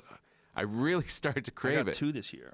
Oh, yeah, I know. So I got a lot of elk. All right. Yeah, it's a good year. Serve it up. Good to hear for the meat. Me and my dog are so happy when the elk comes out. Yeah. I think I showed you a picture. Did I send you a shot of you cooking? I was cooking up the ground elk, and the dog was just like, "We're doing this, right?" Yeah, grass-fed butter and ground elk with a little So garlic good. salt. It's really good with the eggs too. I like Yes. to mix it up in eggs. That's exactly what I do. Maybe put it on a little bit of that sourdough bread. Ooh, now you're thinking. Yeah. Take the sourdough, you put a lot of butter on it, just use it as the base and put that on top of it. We and need then a- just cut it and eat it. We need a friend with a vineyard. Ooh, We need a friend who makes his own wine. that would be great. Yeah. We live in the right state for it. Yeah. Oh, I know a guy who does it. You do? Yeah. Good yeah. wine? I don't know. I've never had his wine. I never had his wine. He gave me a bottle. I don't know what the fuck happened to it. Oh, yeah? Yeah. It's a buddy of mine. I Didn't know. drink it. He's in the real estate business. I drank a lot of wine second half of the year. Yeah? A lot. Too much? I started reading. No. Confession time? No. But I'm not drinking for January. You taking the whole month off? Yeah. Really? Sober January. My for friend Tom was Papa. my friend was like, I'm just going to we went out on the 2nd. And he's like, "No, I'm not drinking for the month of January." Wow. And I was like, "That sounds good. I'm going to do that too." Not thinking. And it's been a week and I'm like, "This is stupid." Which makes me think maybe it's not a bad thing. I've never taken a whole month off since I started drinking as a kid. You got to do Sober October. That's the move. Sober October. Yeah, we all do it. Yeah? Yeah. I don't know if everybody's going to do it this year. I doubt we're going to get Bert to do it again. Bert was in a How did goddamn Bert do with that? frothy panic by the time November rolled around. Holy shit! I look at his face. You know where he was? He was getting his jollies. He was going on Instagram feeds of people that were clearly losing their fucking minds. Like, just watching them suffer. He would send them to me, like comedians that are out of their fucking minds. He'd send them like, just check out her Instagram story. I'm like, you son of a bitch. And I go there. I'm like, oh my god, what have you done? Oh, not from not drinking, just crazy. Just being crazy. Just being crazy. Yeah. There are some people out there, and I know I don't want to out them, so I'll tell you off the air. Yeah. But there's some people. You find out about their Instagram story, and you go, oh, there's a hidden little gem here online. Instagram is such a great tell for people. I was going to work with this guy, and I was like, and I asked my other friend, I said, do you know him? Like, he's a director. I was like, do you know this guy? And she's like, well, I don't want to say anything. I'm like, what? She goes, just look at his Instagram. I was like, oh, what an old man thing that I didn't think to do that. So just go on the Instagram. You're like, oh, they're a train wreck. A train wreck. Just seeing them posting all their insanity. Inspirational stuff? No, this was just pure batshit teaching you partying, how to be the fully actualized person. I don't mean to shit on Kevin, by the way. I mean, Kevin he's one of those guys that gets shit done. Like Who's Kevin? Kevin Hart, when I was saying like Kevin Hart's thing. No, he legitimately gets things done and also legitimately gets a thrill out of helping people get motivated. Exactly. He does runs where he brings hundreds of people out running with him. It's insane. He'll do like a 5K and everybody, y'all show up. Show up, we're running. I know. We're running. And everybody will run with Kevin Hart. Yeah. Like, he's legit. Hey, how far do you run when you run with your dog? No more than... Well, Marshall doesn't like to... He gets to the point at the end of the run... He's only a year old. Like 2 miles is about because we're pushing a pretty good pace in the hills. In the hills, very right? very steep hills. Yeah. At 2, and I don't bring any water for him. Oh no. So at 2 miles, that's all I want to push him because at the end his fucking tongue is bright red and he's like 2 miles up hills that's a lot. But it's great. He's great for the rest of the day. Yeah. The rest of the day he's like, hey man, what's up? He's just chill. It's the best. He's such a good dog, man. Yeah. I love golden retrievers. They're so good. Yeah, they are great dogs. They're so food oriented though. Sometimes to the point where being annoying. So is my lab. Yeah, labs are too. Same thing. Just a lot of dogs are like that. Yeah. If they're active, they're hungry. Yeah. Their metabolism is quick and they want to eat and they just The good news is they're really easy to train with food because they love food so much. Just give them like little treats and like, he's this dog that I have, Marshall. He's the best I've ever had as far as like listening to sit and stay and lie down and stuff like that. And when I go running with him, I don't worry about him. He stays close to me. That's cool. Like, he runs and then he's ahead of me and I go, hey man, slow down, and he'll just stop. Wow. And he'll wait for me and then I'll come up to him and then he'll start running again. It's great. I've never taken her off leash like that, and I feel like it'd be a blast. The only thing I worry about is rattlesnakes. Yeah. That's an issue. Yeah. Because I don't think he knows exactly what a rattlesnake is. I bet the instinct would kick in Well, if he didn't get surprised instincts. by it. The instincts I'm worried about are the wrong ones, which are to get close Oh, you think? and get bit. Yeah. Don't you think they'd be like all an ancient DNA of hearing that rattle? Like, I've had 3 dogs that were bit by rattlesnakes. No. Yeah. Oh, really? Yeah. And Because they went after it? yeah, one Jeez. of them got bit. I brought him to the doctor, and I'm like, I think he got bit by a rattlesnake. And the veterinarian's like, well, you gonna play me some? I'm going to play the sad song. And the music. veterinarian, they're fine. He lived. But the veterinarian was like, everything seems okay. I'm like, I don't know, man. I'm pretty sure the snake got him. Oh. And he goes, well, if he's acting funny later, let me know. So I bring him home. Hour later, his face swells up like a fucking basketball. I'm like, shit. It just took a while for it to kick in. Jeez. And I thought I was doing the right thing by getting him to the vet in time. I'm like, I'm going to just get him there right away. Just throw him in the car. I just... Beat the clock. Yeah. And it took a while for the venom to, like, sink into his face. How long? It took over an hour because I was at the Over an veterinarian's. hour? Yeah, because I was at the veterinarian's office. He got bit. I had him there within 35, 40 minutes. And then the vet's looking at him. He's like, I don't see any marks. I don't see any blood. There's no like clear. He might have got missed, or the thing might not have gotten any venom in him. That's I go, weird. Oh, maybe he got lucky. So I take him home. His face is like. That's what happens. Their face swells up. Oh, it's brutal. Yeah, and then it costs thousands of dollars. It's very expensive. What do they have to do? Anti-venom. They use anti-venom. It's really expensive. Just to inject that, it's thousands of dollars. Yeah, which is really bad for people that are poor. You know, if you don't have any money to pay for that and your dog gets bit, it's a fucking tremendous stress. Oh man. Yeah. Would they survive? I mean, if it's that dose, without Some the dogs antivenom? survive. Yeah. It's Some just dogs kinda has survive, to some work dogs through its don't. system. Yeah, but some dogs die from it for sure. Oh, that's a bummer. It's really bad for them. I don't have a place to run my dog like that. We've got like all streets around us, so it's like. Yeah, you got to drive them somewhere, man. Yeah. Take them to Runyon Canyon or something. Can you take them off leash in those places? And... It's not. The problem is you never know what kind of dogs you're going to run into, or coyotes. Or angry moms. Yeah, that's true too. Yeah, there's a lot of people like that. Yeah. Yeah, if you can go places that are less populated, those are Yeah. the best for off-leash type activities. She would be so happy. Well, she's a lab too. They're Yeah. sweet dogs, Wants to run. and they're not like the kind of dogs. It's not like you're taking a Presa Canario, 120-pound Yeah. demon dog, and No. letting that thing loose. No, but, she's sweet. yeah, Demon dog. What was the name of that dog? Presa Canario. You never seen one of those No. things? They're tanks. They're these huge, fucking muscular Canario? looking. There's a guy who's breeding some that I know is making these brindle ones. They look so crazy. They're like the ultimate guard dog. With a dinosaur that beak? thing. Look at the size of that thing. Oh, it's like a mastiff. Yeah. Super aggressive. Oh, really? Yeah. Oh, great. Click on that black one above it. Look at that. Great. Get the fuck out of Gee, here, look at those man. shoulders. Fucking Oh, my thing's coming at you. God. He's gonna fuck you with that big dick too. Look Oh, at that my God. giant horse dick he's got between his Oh, doggy jeez. legs. I don't know. Look at that face on that Oh, thing. my God. Are these around? Yeah, man, they're real. They're not dinosaurs. They have these? Like, people have these at Yeah. home? Oh yeah. Yeah, I know some people who have them. My friend Mark has 2 of them. Yeah. That is scary. It's an enormous dog. They're apparently very good, loyal watchdogs. Oh, they though. are? They're nice Yeah. to the family? Well, it's all in who breeds them. Look at the one where the dog's on a leash pulling, right there, like a fucking Jeez. build on that thing. Oh, just low. Just what a nightmare if that was chasing after you. Oh, Fuck, my- fuck, fuck, fuck, fuck, fuck, fuck. What do you do when a dog comes at you and wants to bite you? Just punch it? Give him your arm.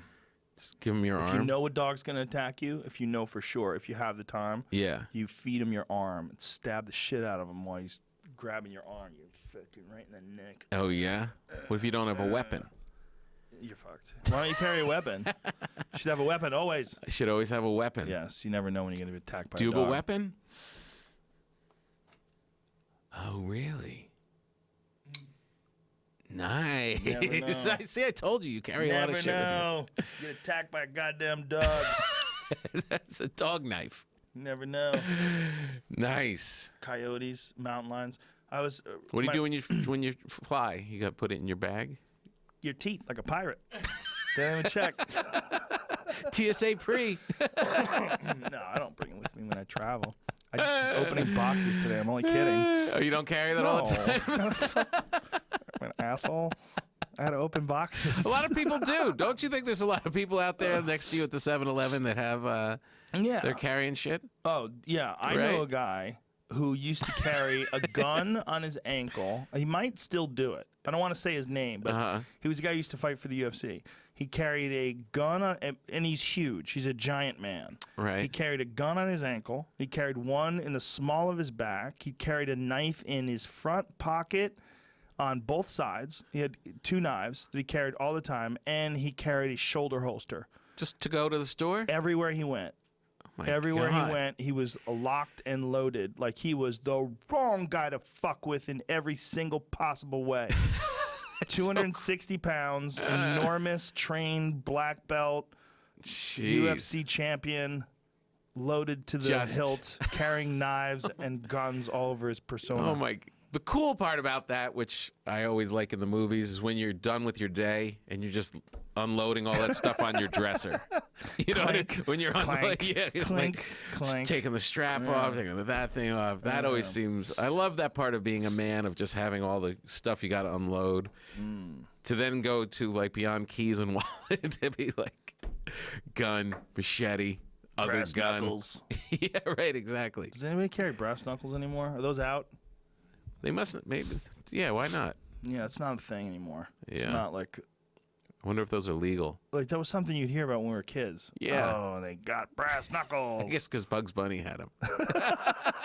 That's the only place we were hearing stuff was Yeah, you as don't hear- children. You don't hear about brass knuckles at all anymore. Yeah. Now words are what hurt.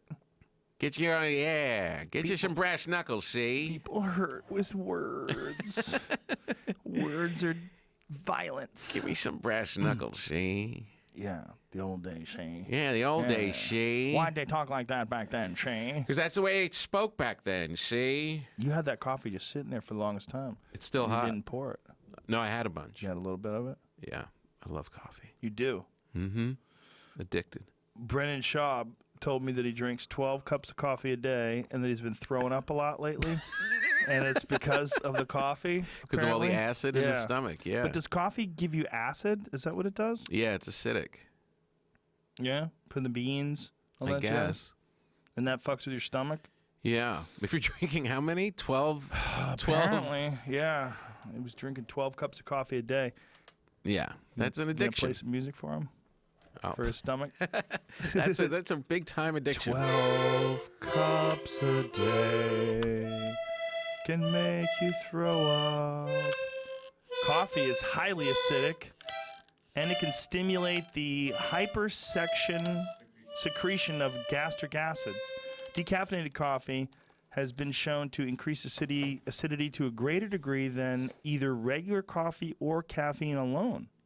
So decaffeinated coffee is more acidic than anything. Yeah, Both interesting. caffeine and coffee stimulate gastric acid secretion, and decaffeinated coffee raises serum gastrin levels. Ew, that's disgusting.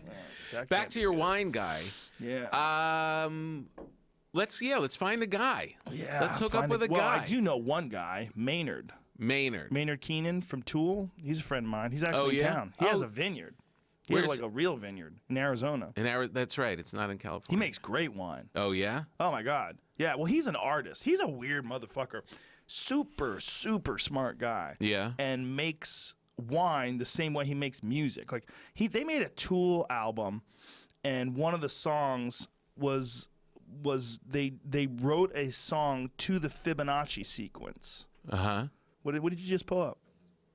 Vineyard. Caduceus. Yeah. He wrote a song to the Fibonacci sequence. What's the Fibonacci sequence? The Fibonacci sequence is a mathematical sequence. The way it works is like it goes like 0, the next number is 1, and then the next number is 2, and then 2 plus 1, which is 3, and then it keeps going like in this mathematical progression, and that's how they had the chord progression. Uh-huh. They had the chord progression link up to the Fibonacci sequence. Just Yeah. for fun. Because he's a fucking maniac. But that same hate sort of smart people. attention to detail and obsessing Yeah. on the intricacies of things, he's actually applied that to his wine. His wine's Ah. amazing. Is it really good? It's really good. What's the label? Caduceus Vineyards. Caduceus. Yeah. Yeah, he has an osteria, too. He has a small restaurant. you know? Really? Yeah. Jeez, He's crazy. this sounds good. Yeah. I think he gave me the flu, that fuck.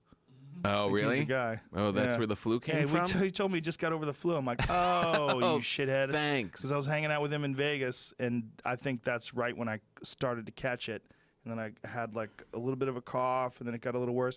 And then I really did myself in the sauna. I cranked the sauna up to 210 degrees, Oh, really? which is apparently too hot for people.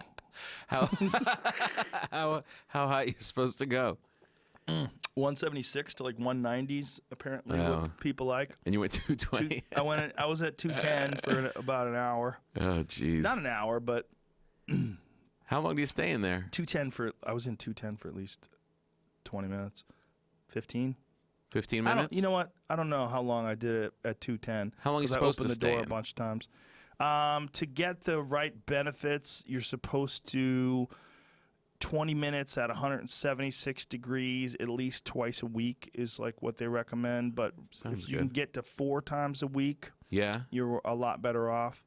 What's the main thing it does for you? It increases a bunch of different things. First of all, it does something called, it makes your body produce something called heat shock proteins, which radically reduce inflammation. Similar in a lot of ways to cold shock proteins that you would get from cryogenic chamber treatments.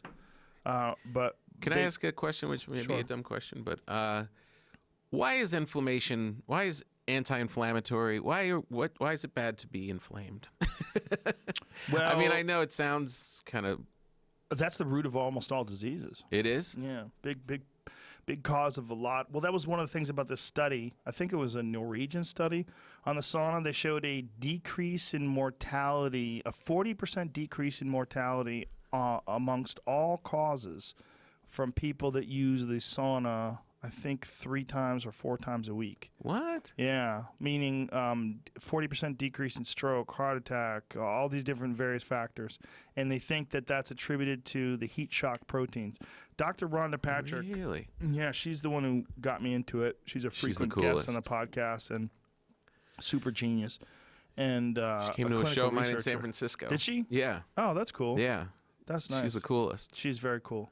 We were just talking about she was on the Kardashians. Oh, really? Yeah, Jamie was telling me. What's she doing on the Kardashian show. Kardashians? That doesn't make sense. Teaching them how not to be inflamed. Oh, that's great. Good Like, for your her. lips are inflamed. Are you sure you're not eating anything weird? Your No. breasts are inflamed. What's going on with your butt? Your butt is inflamed. Are you guys not getting in the sauna? If Kim Kardashian got in the sauna, she'd probably start sweating.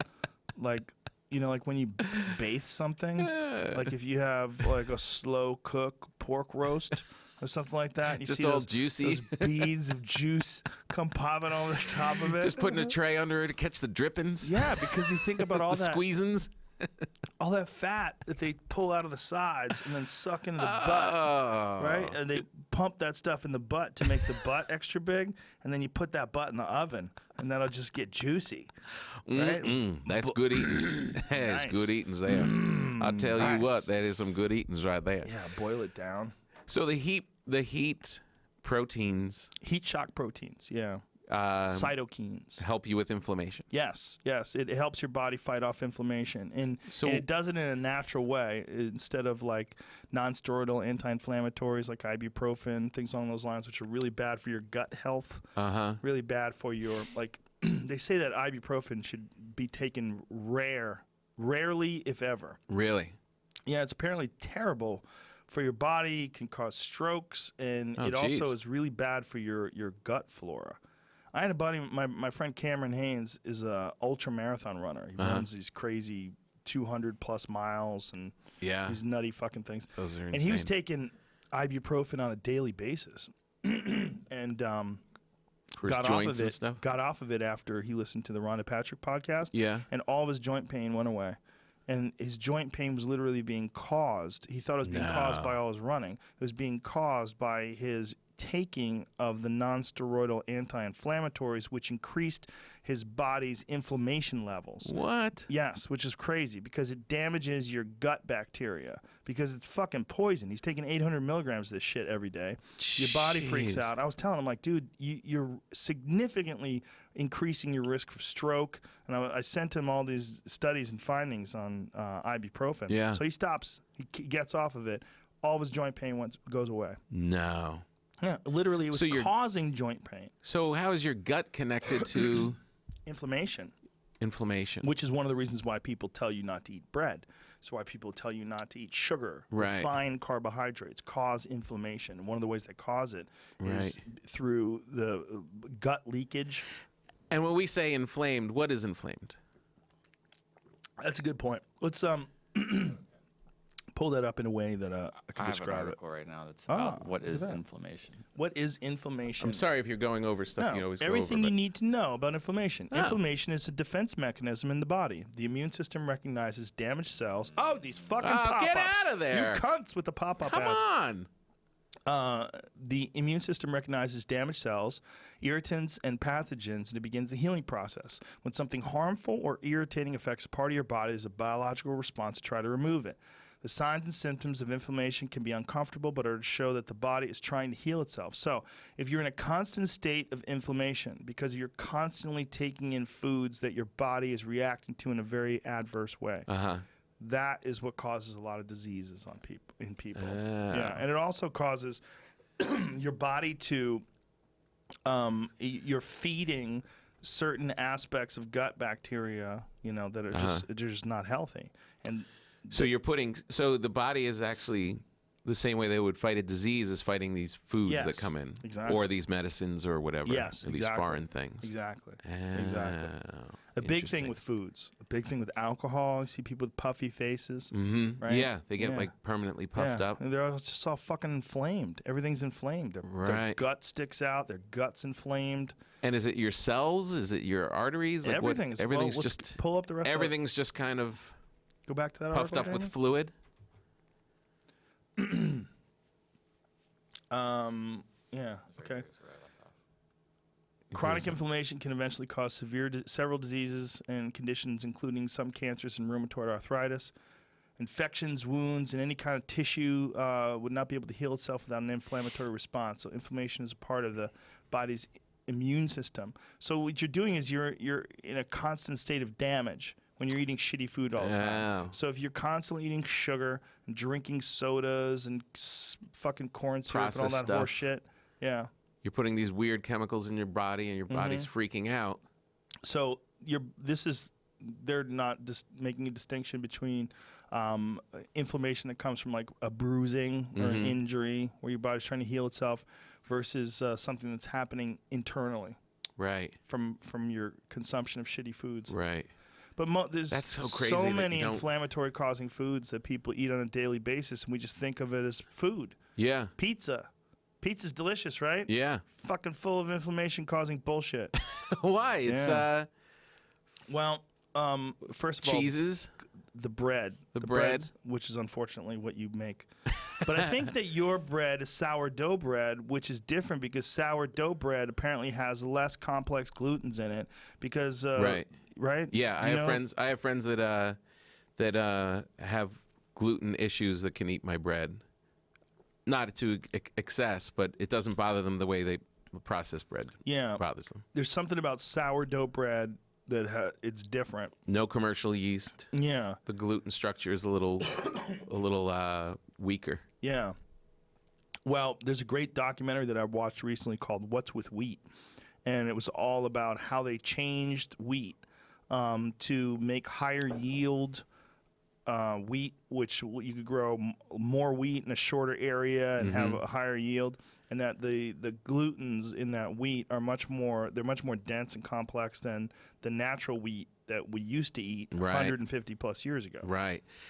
This bread that you're going to eat comes from this great mill in Utah that is pure, organic, small crops. So you won't have a problem with this. So it's like heirloom wheat? Is that what they call it? I didn't even know that was a thing until Maynard also told me about that. That they use heirloom wheat in his pasta that he makes in his osteria. Oh, interesting. It's easier for people to digest. Yeah, it's it's a little more expensive and a little harder to get, but it makes a difference, and the flavor's so much better. Yeah, I've been buying pasta when I rarely eat pasta, but if I do eat it, I buy it from Italy. And they have heirloom pasta in Italy, and you don't feel as fucking gross after you eat it. Yeah, it's not like that brick. That punch in the gut. That just fucking like you ate a bag of rocks. So what is the sauna? If you're eating all this stuff, probably help. And you're putting in there, and it would help, but you're also dealing with your gut biome. Right. You're forcing your body.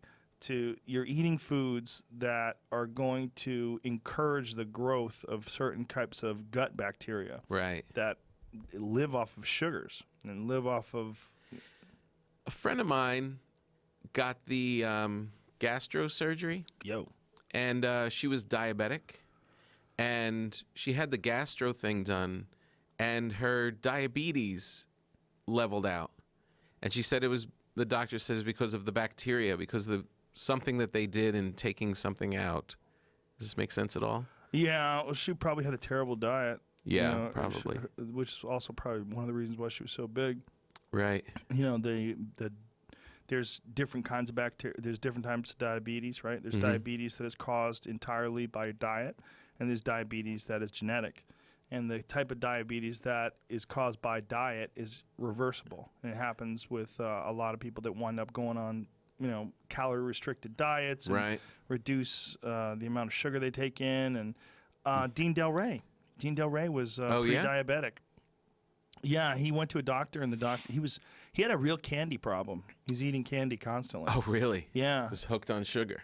Yeah, and you talk to him now. He's like, "Sugar's the fucking devil, man." Yeah, Sugar's the devil. He dropped a lot of weight. He dropped a lot of weight and got really fit. Yeah, he looks he's great. He's at the gym all the time now. Oh, really? Yeah, he looks very healthy. Yeah. Like, Dean's never looked better. No, man, I don't eat that. Yeah, he's like, "Sugar's the fucking devil, man."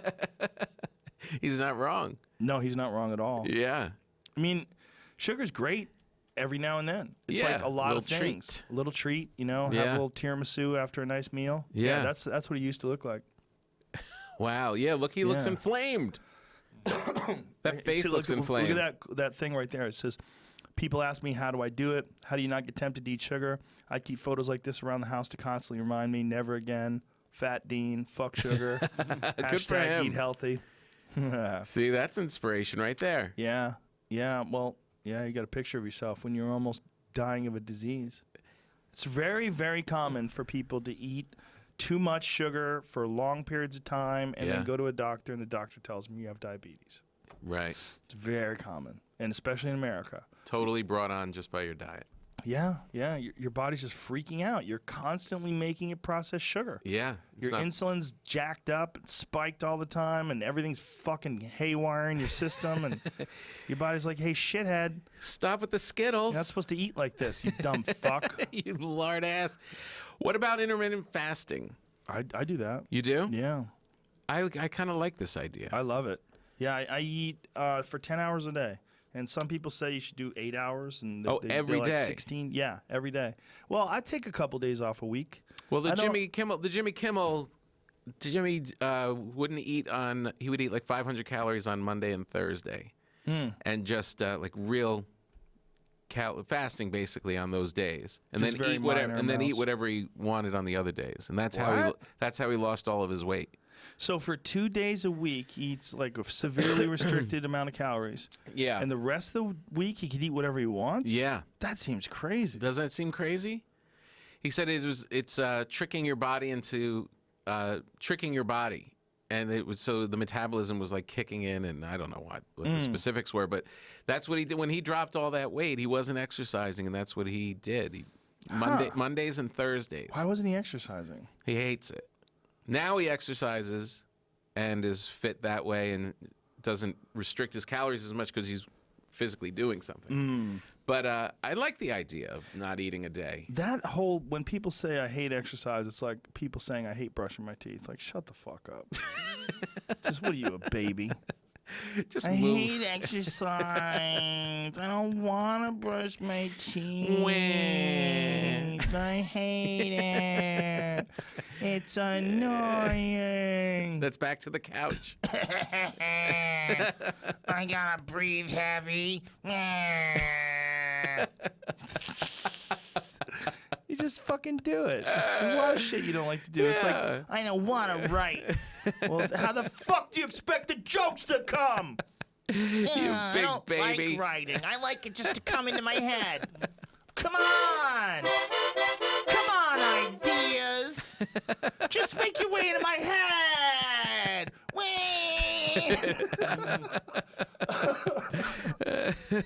I want muscles from a pill.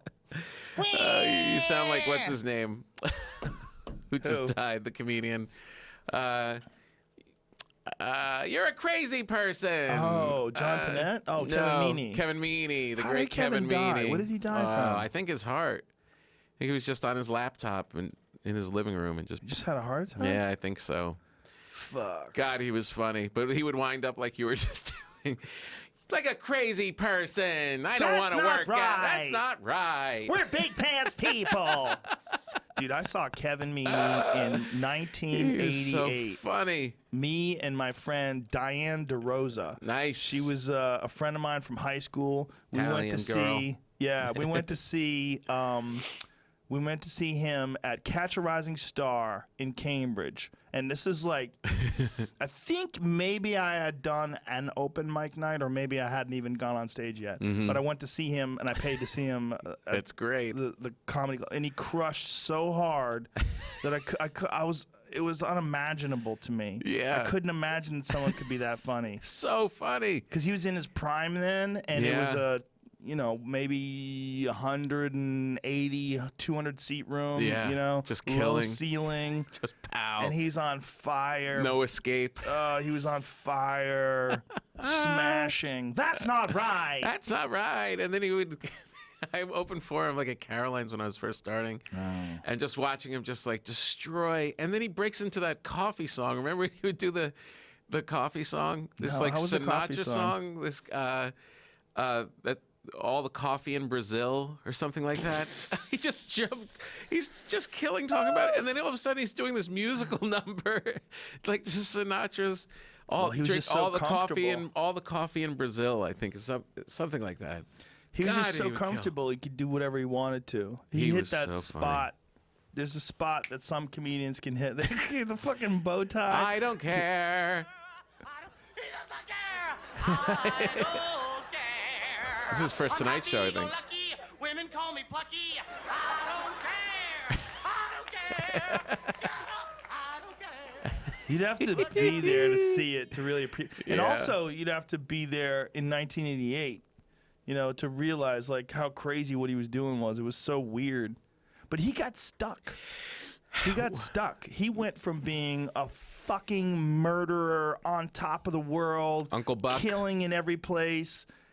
But he got stuck with his act, where he had like the same act for the longest time, and that act like didn't work anymore. Well, this is cut back to what I was talking about taking your eye off the ball and like Yeah. doing other things. He started doing Uncle Buck. He started doing some movies, and then at that time those people weren't so conscious that you had to keep your act alive. You know what I mean? And you take 5 years off the road and then try and come back. It's not easily done. No, did he take that much time off the road? I don't know. I'm just ballparking, but I mean, his interests were other places at that time. He was doing TV shows and doing all that Yeah. other stuff. It's hard. You don't progress because you're not just in it doing that stand-up all the time. Well, everyone was told back then, in particular, that you had to do something else. That stand-up was a vehicle that got you to the big game. Yeah. And the big game was a television show. Right. Or a movie. Like, when I got News Radio, one of the producers of News Radio said to me, like, why are you still doing stand-up? Yeah. You're an actor now. Right. Yeah. Like, you're on TV. I was like, what? Yeah. And I remember thinking, like, oh, my God, I got to get to a comedy club right now before this makes any sense. I know. The fuck are you talking No, about? I mean, the way we think is you do that stuff so more people come to see your shows so you can Yeah. keep doing your shows. That's why Yeah. you do that stuff. It's not the other way around. But that generation saw it as the stand-up was not something that but also, to be fair, they didn't have theater shows and other avenues weren't kind of carved out where they could see stand-up as being a special thing. They were just in these hard-ass clubs doing 6 shows a weekend. That's true. They were like, get me out of here. When did theater shows start kicking in for people? For like just regular good comics, not, fairly recently. Really? Yeah. Like when? Who else was doing theaters before, like, in those days? Well, there was always Kevin Meaney, if Kevin Meaney was peaking now, he would be running off and starting to do theater shows. But back then, it was just comedy clubs and then television. Yeah, but some people did big places because I saw people in big places. Like what kind of places? Like, there was theaters. There was definitely rock clubs. There was There's some of places- it, but there wasn't like an active touring. When was the first time? Man, I'm trying to remember the first time I did a theater. Not that long ago, I bet.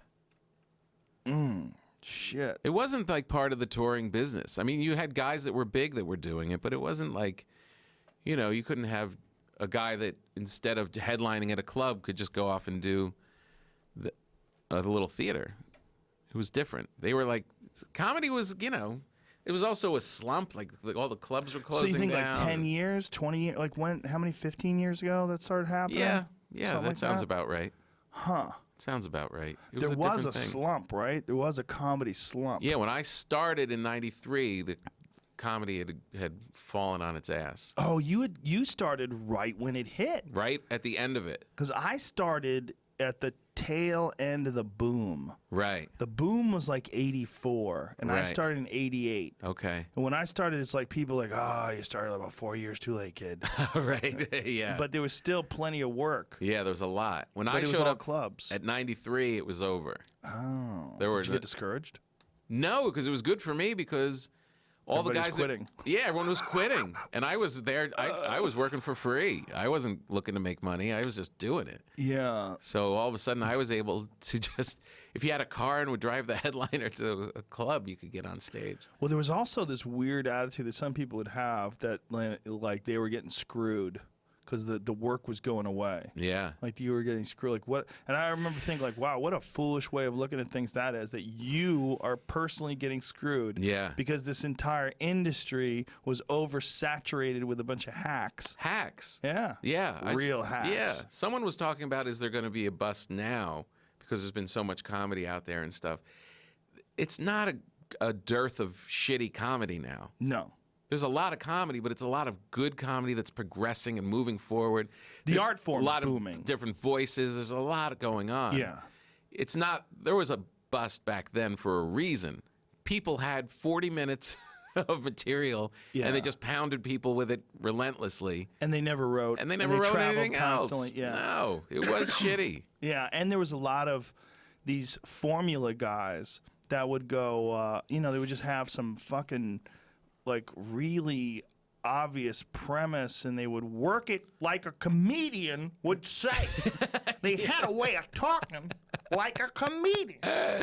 What is this? Yeah. Mutual of Omaha's Wild Kingdom playing out in my kitchen? Yeah, yeah. Did you see And this it was thing? really funny for a while. Something's happening now where French comics are getting exposed for stealing American comedy verbatim No. and translating to French.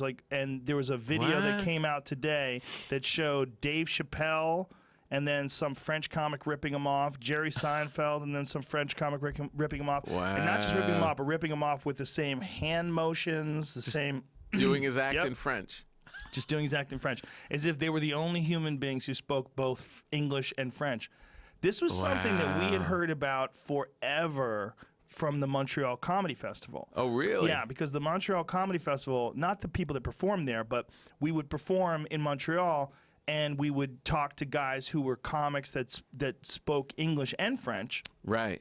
And a lot of the guys that spoke French, sometimes they would tell you they did French shows. Yeah. And I go, oh, what's that like? That's weird. Like you do French shows and English shows? And they go, it's interesting, but there's a bunch of comics that are famous only in the French-speaking world of touring comedy. And they just steal from American comics and just say their stuff in French. I go, no. They're like, oh, yeah, it's blatant. Wow. And there's a handful of comedians that were making a living touring for years, just stealing everybody's shit. I love how they so here steal. It is here. I love how they steal from the biggest guys. It's so stupid. Yeah. Yeah, I mean, literally, this is, okay, wow, they're getting a guy from 2004. So they're going Look at- back. This is like hashtag Me Too. That's hilarious. Look at you. Copy comic mix. Oh no. Yeah. 85 or 86 to 2005. Well, that's Gad. Do you know him? Yeah. How do you know him? They call him the Jerry Seinfeld Wow. of France. Well, he took that shit literally. He's good. He's good friends with Jerry. Yeah, well, stealing Jerry's shit. Oh man. Yeah, it's interesting, and they're using hashtag copy comic and hashtag copy comic mix. I wonder Wow. if this is like French-speaking comedians who don't do this, who've like enough is enough, you fucks, and Yeah. they're mad and they're coming out with all Yeah, this. maybe. Maybe. There is a real thing. I was thinking the other day. I heard you talking with, I think it was Neil. Brennan? Yeah, and then you were talking about Jenny. Richard Jenny, yeah. Who I love Jenny too. One of the greats. And then Most underrated comedian of all time, I think. so great. But then when you listen to his stuff, it is very much of the time. I think all comedy is very much of the time. Sure. It really, like even our stuff from 15 years ago is of that moment. And like you listen to Jenny, and he's so funny but he's definitely of that era. Like if I were to try and turn my 15-year-old on to him, it wouldn't fly. I don't know. I think if you made your 15-year-old listen to a steaming pile of me. Yeah. Yeah. 15-year-old boy or girl. Parts of it, girl. Yeah. Parts of it, but I mean, this isn't a knock. I think I know what you're saying. You know what Yeah. I mean? It's just comedy is very much of the give and take of the culture and what's happening, and there's some stuff holds up and some stuff because Richard is the first guy to do the lobster in a tank. See, but he wasn't even. He wasn't even. There was a guy in Boston that was doing it even before him. There was a guy really? named Don Gavin who had a fucking hilarious bit about a lobster in a tank. Oh, really? Yeah. Don yeah. Gavin's like the king. He was a monster. A monster. But see, what happens is he breaks that. He breaks that code, that guy, right? He comes up with that bit. And then 15 years later, we've seen shades of it. Right. So then by the time my kid hears it, it's like, oh, that old thing. Right. And they don't realize at that moment when Don Gavin comes up with that on his way into the club, Right. it's genius. Yeah. Right? Yeah. No, yeah, for sure. And there was a bunch of people had similar premises back then. Yeah. You know, there was a bunch of bits about game shows. You know, there was a bunch of bits about. There was a lot of different bits that people just had their own take on these individual things. Yeah, you know? yeah. Gavin is so funny. Oh, he was a monster. Yeah. He's one of those guys that never left Boston, though. Yeah. Boston was a dirty mistress. She fucking kept you around. Yeah. Crushed your dreams. Yeah. It was so good there that they stayed. Stayed and had long careers, though, right? Yep. I But mean, they should have been monsters. Yeah. Like Don Gavin should be, in my opinion, he should be right up there with all the greats. Yeah. People should know him the same way they know Robin Williams Yeah. and all these other stand-up comics that are huge, maybe even bigger. Such a natural. So Such a natural. So good, especially Yeah. at the time. Yeah. Like, oh my God, in '88 when I first started, Oh, really? he would show up, half-cocked, drink in hand, go on stage, and just crush to the point where you just you couldn't believe how good his timing was. Yeah. And he had that fucking Boston way of talking about Yeah. things. Yeah. That Irish kind of, right? That, Yeah. When on vacation, I went to Puerto Rico. I loved it, but fucking so many Puerto Ricans. I don't even know how they afford it. So expensive. And Yeah, I'm a vegetarian. You know, I eat meat and shit, but it's like the timing of it was Yeah. everything was a throwaway, and every Yeah. tag was a throwaway to another tag. It's just you were laughing at shit you couldn't believe you were hearing. It was so brilliant. yeah. And then it really becomes, there's certain stuff like I'll see like I was watching old Jack Benny on YouTube, and some of it really is as funny as sitcoms that are out today. Really? Yes, some of it is nails it, but most of it is, like I said, it just kind of dates itself. I was watching an ad for these Jackie Gleason DVDs. So I guess Ooh. Jackie Gleason had a show. Yeah, I didn't know he had a show. yeah, and the Honeymooners was a part of that show. Oh. There was like a bit. It was like a sketch. sketch. Yeah, So it was a variety show. yeah. And they're playing this ad for a DVD for the variety show. Uh-huh. So my wife walks into the kitchen. I'm watching this on TV. She goes, "What the fuck are you watching?" And I'm like, "Look at this. This is like a time machine. Like you get Yeah. to watch what people thought was amazing in 1960 or whatever Yeah. this was." Yeah. Yeah, look at that. Killer. And away he goes. The Jackie Gleason The show. Jackie Gleason show. Look at all the characters. Wow. Yeah, and look, there's the Honeymooners at the bottom. Joe the bartender. Yeah. Wow. Fenwick Babbitt. Reggie Van Gleason III. What the fuck? Yeah. Just doing a whole Wow. bunch of characters. They called him the greatest. He called himself the greatest. CBS TV. The best. Wow, how weird. Yeah, that was his show. 8 to 9 o'clock on Saturdays. Brought to you by Schick And they all smoked. and Clarettes. See if you can find a clip from it. Oh, the it's best. so weird to watch, man. They all smoked. They were constantly smoking, like while they were on the set. They would like light up and they're doing their sketches, and they had like a cigarette in their hand Yeah. while they're doing sketches. A lot of them were sponsored by the cigarettes. Oh, that makes sense. Yeah. That makes sense. Jack Benny show, they would stop and just start talking about it. Due to the nature of the rare kinescope recordings utilized in this tape, picture quality will vary in comparison to modern video technology. However, because of the historical significance of the subject matter, they are included. Very nice. Look This at is it, man. This is the beginning of Wow. television comedy. Damn, look at what it looks like. American Scene. Yeah. Wow. It's basically a poster. You're just pushing it on a poster. Does it say what year this is, Jamie? 52? 62. 62. So this is right around the time where he was in The Hustler. Oh, man, was that the best. Look at this. Look at that giant pack of Marlboro cigarettes. Wow, what did she say? But back it up a little bit so I can hear what she said about Marlboro. Give me some volume and back it up. The music. It's so great. I love this stuff. New York City, the entertainment capital of the world. Marlboro cigarette. You get a lot to like with a Marlboro. And Luster Cream shampoo, now in cream, lotion, and liquid. I bet those gals would love to come back and do some fucking Me Too speeches. Imagine what kind of Me Too shit was happening my back God, then. yeah. Those were cave people. Hart Carney was with him. Wow. Played Norton Sammy Spear and his orchestra, and away we go. in front of a live audience. Boy, there was nothing to look forward to back then. I mean, you could get laid a couple of times, and then before you know it, your wife was pregnant, and you had a bunch of kids, and Yeah. then you just paying your bills. Give me a goddamn laugh. Look at this. These gals running around. Just, yeah, you'd have a little, this was showbiz. I mean, this came from, Now, How you no did a show. disrespect, but do you think Jackie Gleason got to bang any of these chicks? absolutely. 62? In 62, right? I'm the greatest.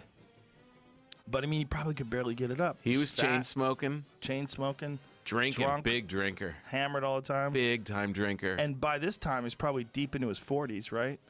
He's probably Yeah. like, grossly unhealthy. Yeah. How So funny was... 62. How old do you think Jackie Gleason was in 62? Here he comes. Here you go. Look at that face. Wow. He was the greatest. It certainly was an original. Oh, right? man, yeah. Didn't Energy. give a fuck. Look at him. Energy. Pinky ring. Let me hear some He's getting, monologue. he's getting laughs. He hasn't opened his mouth. I got 38 more weeks to go. Imagine 38 weeks of this. Your coffee, Mr. Gleason.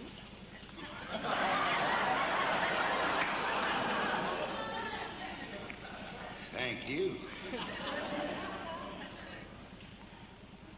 How sweet it is. Thank you. That was his Takes a catchphrase. sip, and she walks away. 38 weeks might not be long enough. Probably a sponsor. That was the joke. Ladies and gentlemen, we've got a long show. We want to get it all in, so Sam, a little traveling music. And he dances. Look at that. There was no hip replacements back then.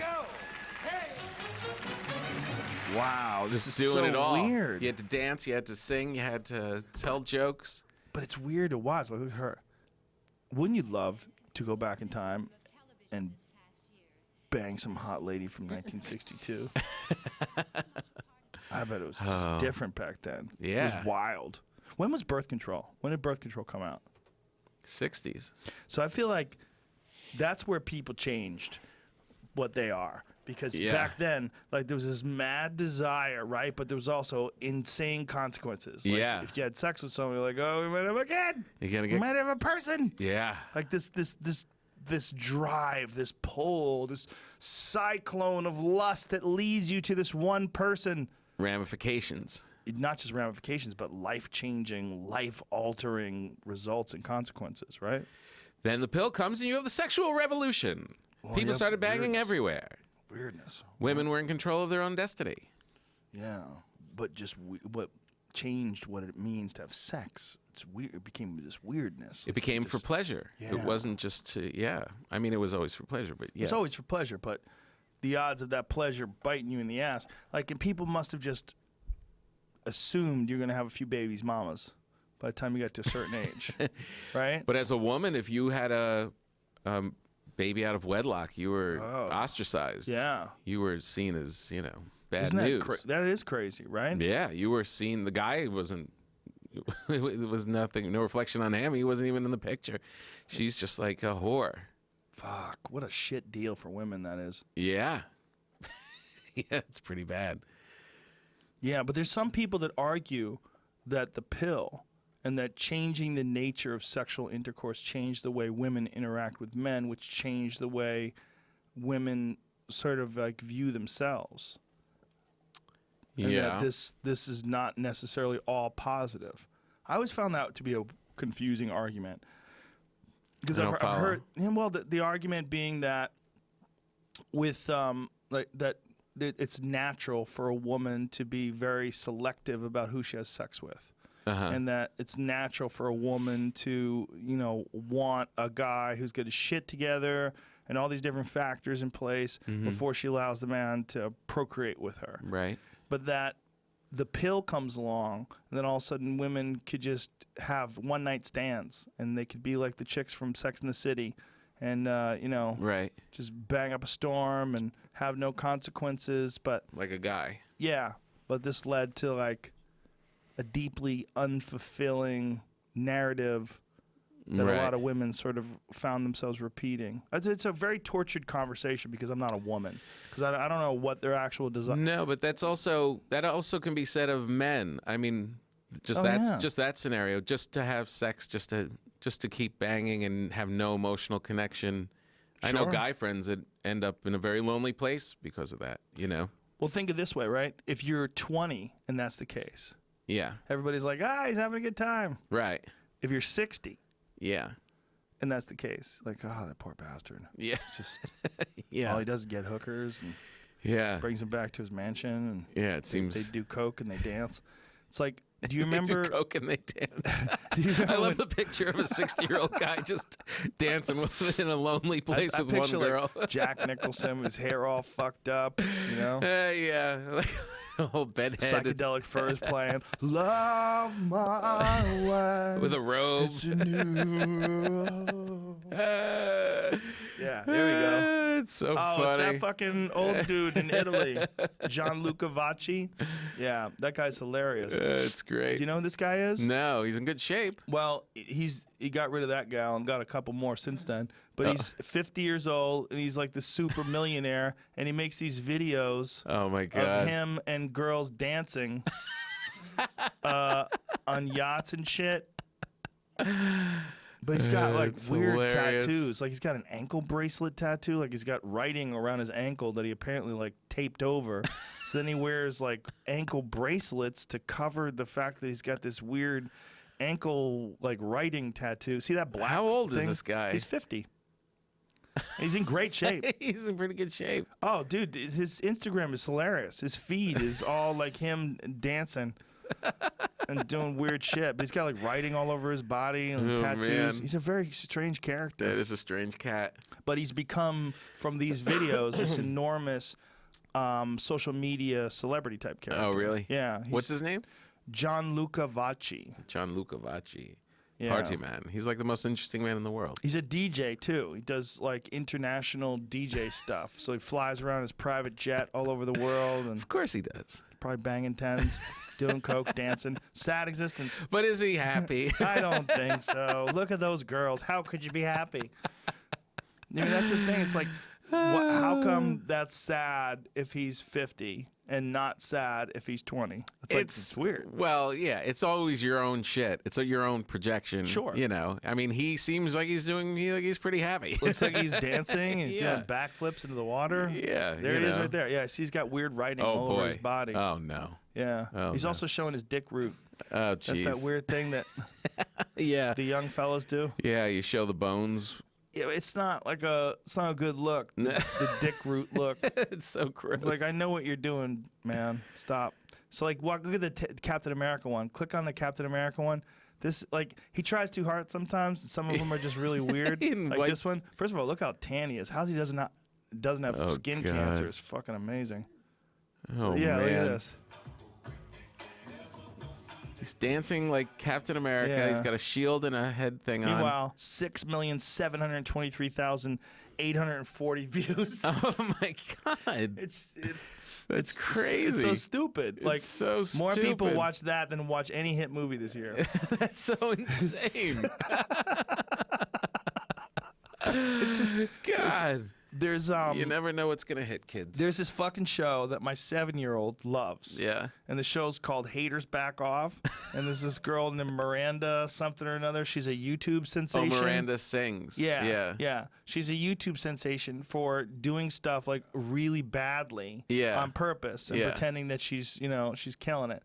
And she's got this Netflix show that I watched with them.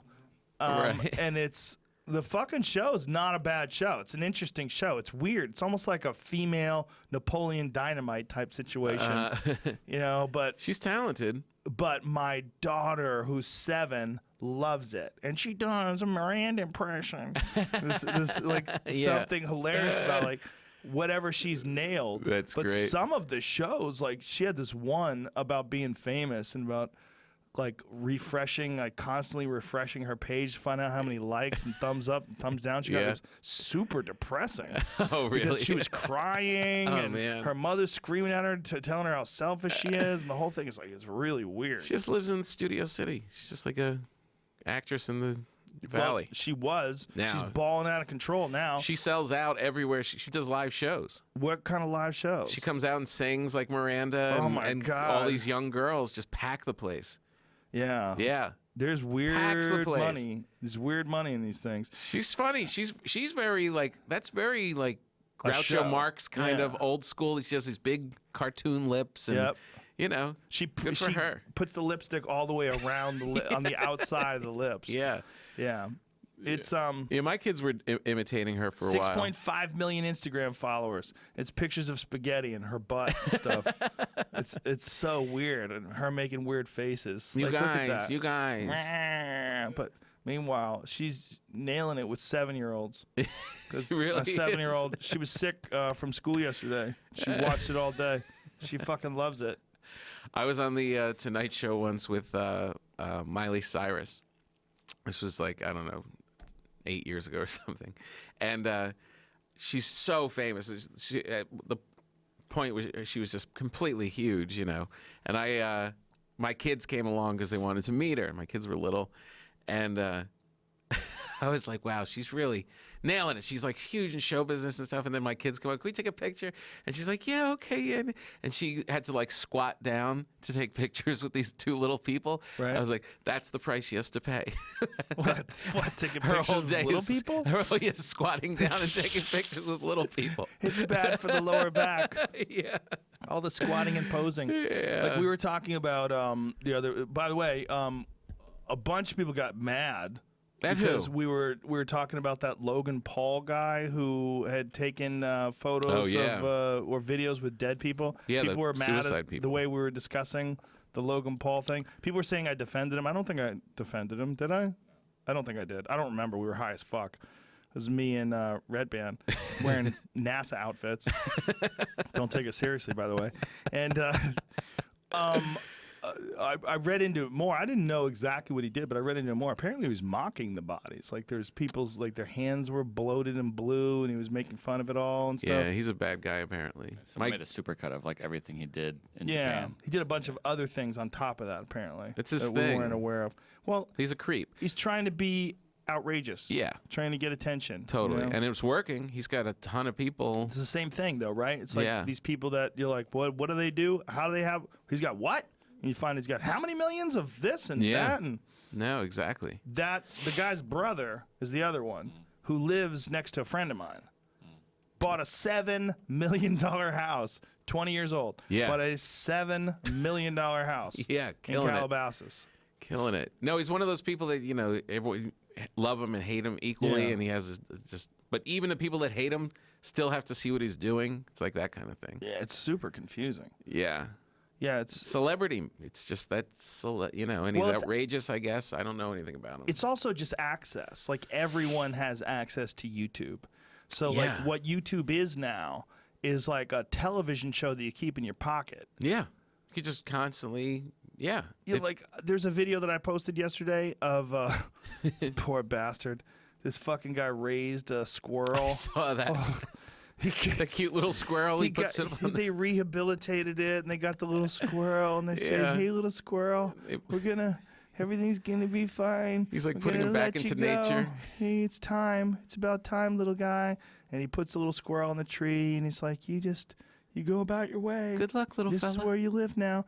And he's got the squirrel on the tree for all of 15 seconds and a cat comes along and jacks him with ridiculous There you speed and go. fury. I'm gonna hear the volume. This is my favorite part, the screaming. Here we go.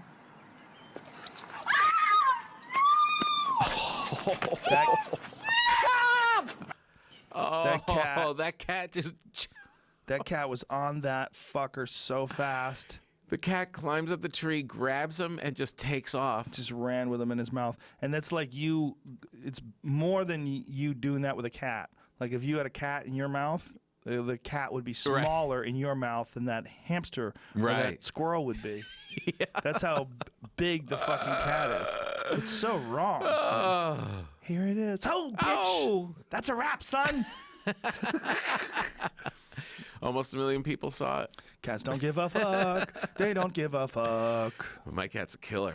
Oh, dude, they're ruthless. Ruthless. Ruthless. Just kills everything. Anything they can. Yeah. Have you ever seen the numbers for how many things cats kill in North America? No. Billions of birds. Billions. Billions. Billions. Billions of mammals and billions of birds. What's so gangster is they kill them and don't even eat them. No, they just kill them. Yeah. They just they like have the food. sport. Taste food. Food's easy. Yeah. Cats that live in the wild or indoor pets are allowed to roam outdoors, kill between 1.4 billion to as many as 3.7 billion birds in the continental U.S. each year. Says a new study that escalates a decades-old debate over feline threat to native animals, and it shows this cute little cat with a bird in its mouth. They're monsters. Yeah. And just brings them and drops them in my kids' beds. Look at this question. People also ask, do cats kill birds? I mean, I keep leaving my birds, and they're dead. But Fluffy would never do that. No. Fluffy's a sweetie. But I Fluffy's... I did see a feather in its bowl. Well, they're, My cat drops rodents all in my children's hair while they sleep. Oh, no! Yeah. Oh, that's so disgusting. In her bed. Oh, my God. Dropped a rat in my daughter's bathroom. It took a leak in her shower cap. Really? Yeah. To mark his territory? No, the rat was just scared shitless and was Oh, running. the rat we did. It couldn't was catch still it. alive? It was like behind the toilet and stuff, and we finally got it out. And my daughter, the next day, goes to put on her shower cap, and it's just filled with pee. Rat pee? Rat pee. You can fucking die from that. Oh, disgusting. Did you know that you can get leprosy from armadillos? No, of course I don't know that. It's one of the few ways that a human can contract leprosy from an animal. Leprosy is apparently Jeez. 95% of us are immune to leprosy, but you can get leprosy from armadillo. Oh my God. Yeah, so if you eat an armadillo, cook the shit out of it, folks, and wear rubber gloves. How armadillos can spread leprosy. That's a dinosaur too, isn't it? Look at that. Tank-like creatures are the only mammals besides us known to carry leprosy. Oh my Lord. Yeah, apparently though, those things taste pretty good. And people eat armadillos. They do? Yeah, they open them up and it's kind of a fatty meat, Ew. and you grill it, and people marinate it and grill it. It's all in your head. I mean, why is a lobster delicious and that thing's gross? Because it walks on the road. Because you see its beady eyes at night when you're driving to Vegas. Okay, but why is a deer delicious then? Because deers walk on the road too. They're not as delicious. Deer? Yeah, I don't like deer so How much. dare you? You like You're deer? not cooking it right. Yeah, probably not. How come you're eating elk? That's a deer. That's I a love giant, that elk. It's a giant elk. A giant elk is a giant deer. They That's what it taste is. different though. Well, maybe Yeah. I haven't. In fairness, I haven't had deer in a long time when I didn't know how to cook. Well, also it's how people take care of it is a big issue. There's things called tarsal glands that exist on the deer's legs that are particularly active when they're horny, which is when a lot of times when you hunt them, which is called the rut. And those tarsal glands, if they're not handled correctly while you're skinning the deer, you can leak some of that stuff on the meat, and it'll greatly taint the way the meat tastes. Oh, maybe I had some of that. Yeah, there's that, and then there's also people don't take care of it. Like from the moment they kill it, like how long does it take before it's actually cooled down and dressed? And This was like in New Jersey. I'm sure nothing was being done correctly. problem. Nothing's done right. That's where I was born. Trust me, nothing's too. done right there. Born and raised. I know exactly who killed it. What part of And New he's an Jersey were you idiot. born in? I was born in Passaic. Oh, okay. Yeah. Yeah. Yeah, New Jersey deers are probably There's a polluted ton too. of them. Oh, yeah. Ton. They're Ton of 'em. really, I mean, they're everywhere. Well, New Jersey has an interesting situation now because the new governor has decided to stop bear hunting. Yeah. And New Jersey has the highest population of brown bear per capita in the country. Jeez. New Jersey does, which people don't. That doesn't make sense to them. Bears? You're like, wait a minute. Yeah. You say bear in New Jersey? Yeah. Yeah. New Jersey has enormous bear population. Huge. And we were talking about it over the holidays. My sister had her dog was going crazy at this wood pile, and my sister went and put a big tarp over it. The next day, the dog's going crazy again at the wood pile, and she's like, "Why is he going so nuts?" And she goes outside to get the dog, and a big ass bear comes out from under the tarp. It's just in New Jersey, just starts like coming out.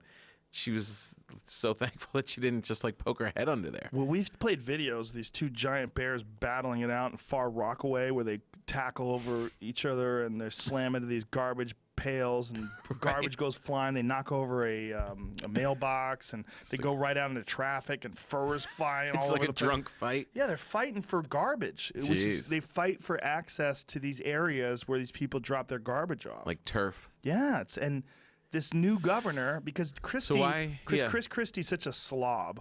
Like people hated him so much. Yeah. And he was the Republican, so they hired this ultra liberal social justice warrior type new governor who's decided he has this ideological opposition to the bear hunt, even though the bear hunt in New Jersey is like really strictly controlled by wildlife biologists. They've done it to try to keep the populations healthy. And there was also the situation that happened in Rutgers a couple of years ago where a kid was killed by a bear. Oh, really? Yeah, one of the students. At Rutgers? Yeah, at Rutgers. Yeah, sad. One of the Jeez. students was wandering through the woods with his friends, and they got fucking attacked by a bear, and a bear killed one of the kids. Oh my God. Took a picture of it before it killed him too. This happened at the Stress Factory? real, right next door in the parking lot. Vinny Brand was there. He had the phone and everything. He was doing phone calls to the Bear's Den. Yeah, we got your daughter down here. She's really drunk, sir. But so the wildlife biologist put a number, like, the bears can be healthy and conflicts with people can be reduced if we have, the bears reduced to a certain amount. Like, it's not an issue of they're endangered. They're not endangered in any way, shape, or form. It's the opposite. They're overabundant. Yeah. But this is a problem with people when it comes to bears, or what my friend Steve Ranella likes to call charismatic megafauna. And that people look at animals and they anthropomorphize them and start thinking of them as being Yogi and Boo Boo and our little friends that live in the forest. Right. And they don't realize these are animals, man. You can't have animals that are giant predators in close proximity to human beings without monitoring and having wildlife biologists, stoic, calm, objective people who really understand animals tell you exactly how many there should be in this area and when it becomes a problem. Right. And so they're going to have an issue in New Jersey the same way they're going to have an issue in British Columbia. They outlawed grizzly bear hunting in British Columbia this year for the exact same reason. Oh, really? And they did it in British the Columbia grizzlies, because They're not endangered? No. There's a ton of them There's up a ton of them. Not only are they not endangered, but the people that voted on it are the people that live in Vancouver, where there are no grizzly bears. But Vancouver, even though it's the population center of British Columbia, it's where all the people live, it's by no means representative of what most of British Columbia looks like. Most of British Columbia is woods and forests, and those people have to deal with fucking grizzly bears, like real grizzly bears. So they said they're not allowed to hunt them at all? Not allowed to hunt them anymore now. And so also it's a big part of their economy because there's a lot of these people that made a living by guiding people on these grizzly bear hunts. Oh. And it's going to also devastate the economy when it comes to their moose and elk hunting populations too. Because a lot of people went there to moose hunt, elk hunt, and deer hunt. But the bears, so why if do the populations are going to go up, the bears are going to start eating more moose and elk and deer. So what's their animal rights what's activists. the reason? Animal rights activists have infiltrated the government, and these people that are like leaning left and have sort of a delusional perception of what wildlife is, they've decided to push these laws through that people didn't vote on, by the way. This is not like something there was this giant statewide vote and people decided to end grizzly bear hunts. Well, what's crazy about the Jersey thing is he just got in office, and the bear problem is this year it's been a problem. Yeah. Like, that's while you're hunting. Well, I think that people are doing it for the right reasons. I think they're wrong, but they're doing it for the right reasons. They're doing it because they think that hunting is cruel, and they're doing it because they think that these are trophy hunts and that people that there's no merit to it. But what they don't understand is you're probably going to have to hire people to kill these bears anyway, which is what we do in California. You know, in California, mountain lion hunting was outlawed in the 1990s, but since then they've spent millions of dollars killing mountain lions every year. Oh, really? Not millions every year, but what they millions send out like, overall. like a crew to go get them? Yeah, they send out professional hunters with dogs usually to go after problem mountain lions. Yeah. And the ones that they go after, almost all of them have pets in their stomach. Oh, really? That's what they eat. Yeah, they eat dogs. Really? Yeah, it's a big part of their diet. We have to control. I mean, it's fucked up. Yeah. People are like, well, no, we're in their world. Yes, but it's not their world anymore. Just like it's not, you know, this isn't where the fucking dinosaurs live either, stupid. We build homes all through here. Shit changed. Yeah. And right now we live here, and I'm more concerned about us than I am with the goddamn mountain lions. And they just ate Fluffy.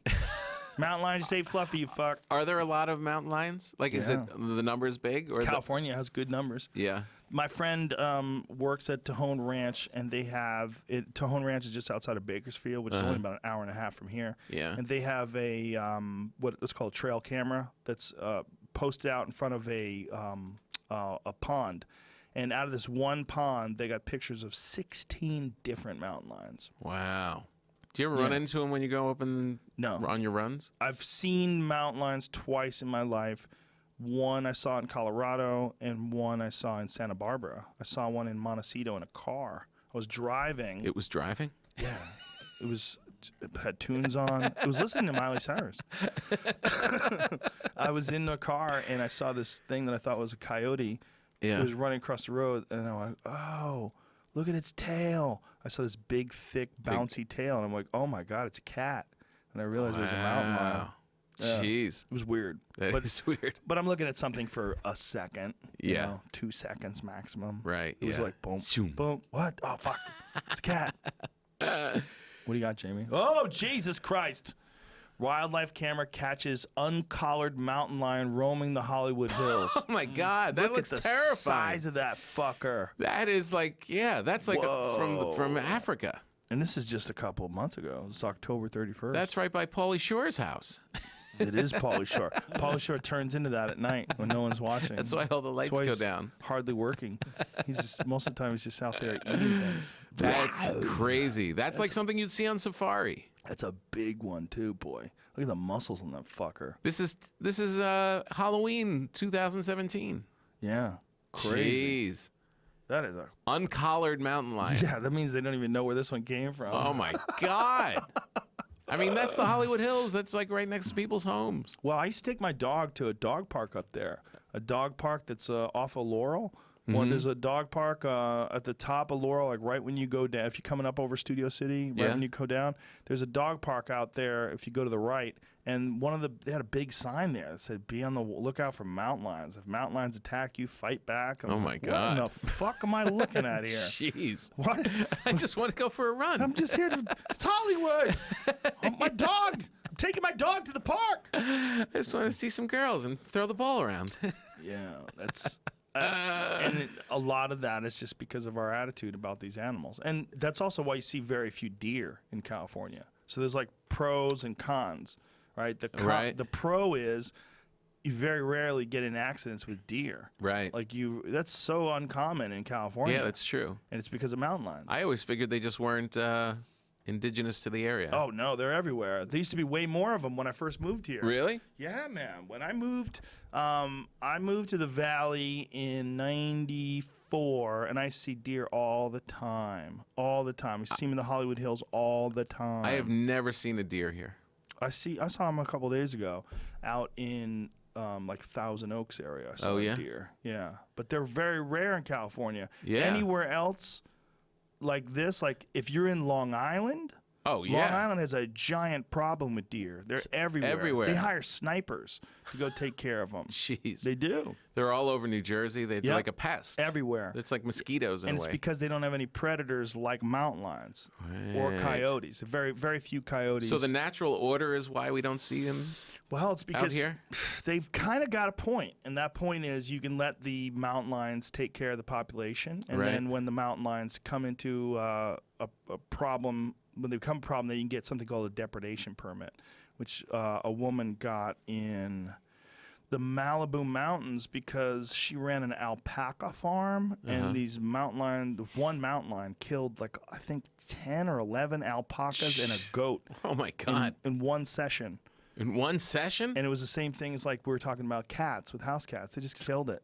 Just killed Didn't it. Weren't eat even it. eating it. No. Just had a good old time. Oh, Hopped in my an God. alpaca pen and couldn't help himself. Started jacking all of them. But Jeez. when this woman got a depredation permit to kill the mountain lion, she got a ton of death threats from people. They were saying, "You fucking bitch, I'll kill you. You touch that cat." And then she's like, "Fuck this. I'm not doing anything." Jeez. She felt like very exposed. People Yeah. knew where she were. They knew where her farm was. Jeez. Yeah. That's scary. Fuck. Yeah. People get really nutty, man, when it comes to animals. Yeah. They get a weird, like, but it's certain animals, right? Like these people have this weird thing about that squirrel, and then the cat came along, killed that fucking squirrel. Well, guess what, bitch? You've been feeding that cat. Right. That's yours. You made that monster. And you let that thing roam around outside, which is just you're Yeah. asking for it to kill everything it runs into. 'Cause Yeah. That's what they do. That's what they do. Yeah, and it's probably super charged up about it too because it gets to do it all the time. And the pride in front of its family to do Yeah. it for the family. That's what they like the most. Yeah, that cat did that in front of you because Yeah. that's what he wants you to see. Right. Hey, look at me. Oh, It's scary. it is weird. Hey, I saw the tank. Ooh, you want to try it someday? Yeah. When do you want to try it? I don't know. When can I? Well, we'll work something out. We'll come up with a time where you can come in. I should have had you come in early today. You could have done it before the podcast. Oh, really? Yeah. How long do you go in there? I like to do at least an hour. Last time I did it, just a couple days ago, I did 2 hours. Just floating there for an hour? Yeah. Yeah, just climb in, relax. Do you listen to music or silence? I do Yeah. silence. Yeah. I like it like that, yeah. I'd like to try it. Yeah, we'll do it next time, for Okay. sure. That'd be cool. For sure. This facility is amazing. It's pretty crazy, right? It's so great. I figure, fuck it. Why not, right? It's so great. To me, it was one of those things where I was like, all right, if I could just do whatever I wanted to do, what would I do? Right. And then I go, wait a minute. I think I could do whatever I want to do. Like, I should just do it. It's really great. Jamie sold me a gym membership. I'm going to start working Oh, out. I didn't know. Did you get a key fob? Yeah, it's The pretty. gym equipment actually comes this week. It's insane. Yeah. It's like a whole. It's like a gym. This is I'd like. Can you have an apartment? Well, it'll be a real gym next week because Yeah. Rogue Athletics is outfitting it like a real gym. No There's going way. to be a rowing machine. There's going to be an Airdyne bike. There's going to be a squat cage and Jeez. full range of kettlebells and fucking steel plates and all Oh, that man. jazz. Yeah. They're doing the whole thing? Fuck it. This is awesome. Well, you can go to the gym and get annoyed, or you could just work out here. Why not? Yeah. Just come on by. What's the sauna? Could you put the sauna in a house? Yes. You could? For sure. Yeah, if you have the room for it. And they have varying sizes of saunas. That's They a pretty do? big one. Yeah, that is pretty Quite big. honestly, that one's too big for me. I mean, I've only gone in it by myself. Yeah. But you could have a couple people in there in that one. So the idea of that one was, what was that room? It was like a closet before that we turned it into a sauna? Yeah. Yeah, right? Yeah. We just decided, like, this is a spot like that wide. Yeah. And this, okay, put it there. Can you Just get one stick that it- size? Oh, really? And apparently they make them all sorts of different sizes. Oh, they do? And, yeah, and it fit perfect. Dude, here's the thing. I've been dealing with tendinitis in my elbow, and it's really been kind of annoying. It's really been bothering. Tendinitis is a weird one, man. Yeah. And have you ever gotten it before? No. I have what they call golfer's elbow. Uh-huh. It's the inside where tennis elbow is the outside. It's been annoying me for a few months now. And it comes from overdoing chin-ups. I was doing too many chin-ups. Oh, and really? And I was being a meathead where I was just pushing through. Yeah. Like, like it would start to annoy me, and I would just keep going. Right. Yeah. But one session in the sauna significantly reduced like the pain in it, and then the second session did the same thing, and then I did it again yesterday, and I'm like, I barely feel that tendinitis now. For real? Yeah. And So just getting the inflammation out? yeah, I think it has I think it just has an overall effect on inflammation throughout your whole body. You know? That's pretty cool. Yeah. You got a spare Just- set of underwear? You can climb in today. I'm going in right after the show. No.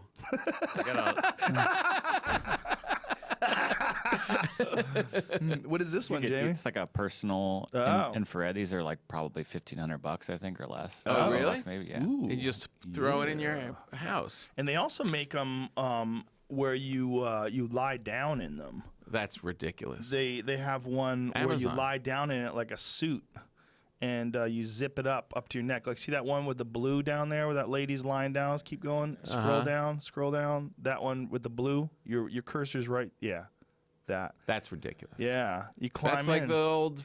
That's like the old Brady Bunch kind yeah, of but things it you get heats stuck up in. your body, and it's apparently really good for you. Really? You look like she looks like the blueberry in Willy That Wonka. girl, that's her pussy. Her pussy is. Oh my God, it's Steam. on fire. She's on fire. It looks. I like a nice sauna. It's great. Hot. I don't like the steam so much. I think there's benefits to steam too, but the real benefit of the sauna is the fact that you can get to 176 degrees in the dry heat. Yeah. Your body can tolerate it. But if you got to 176 degrees in steam, your fucking nipples would burn on fire. Right? That you'd Right. feel the wet, Yeah. hot. You'd basically be poaching yourself. Right. My friend really believes in the steam. He's a big drinker, and he steams every morning, and it just all.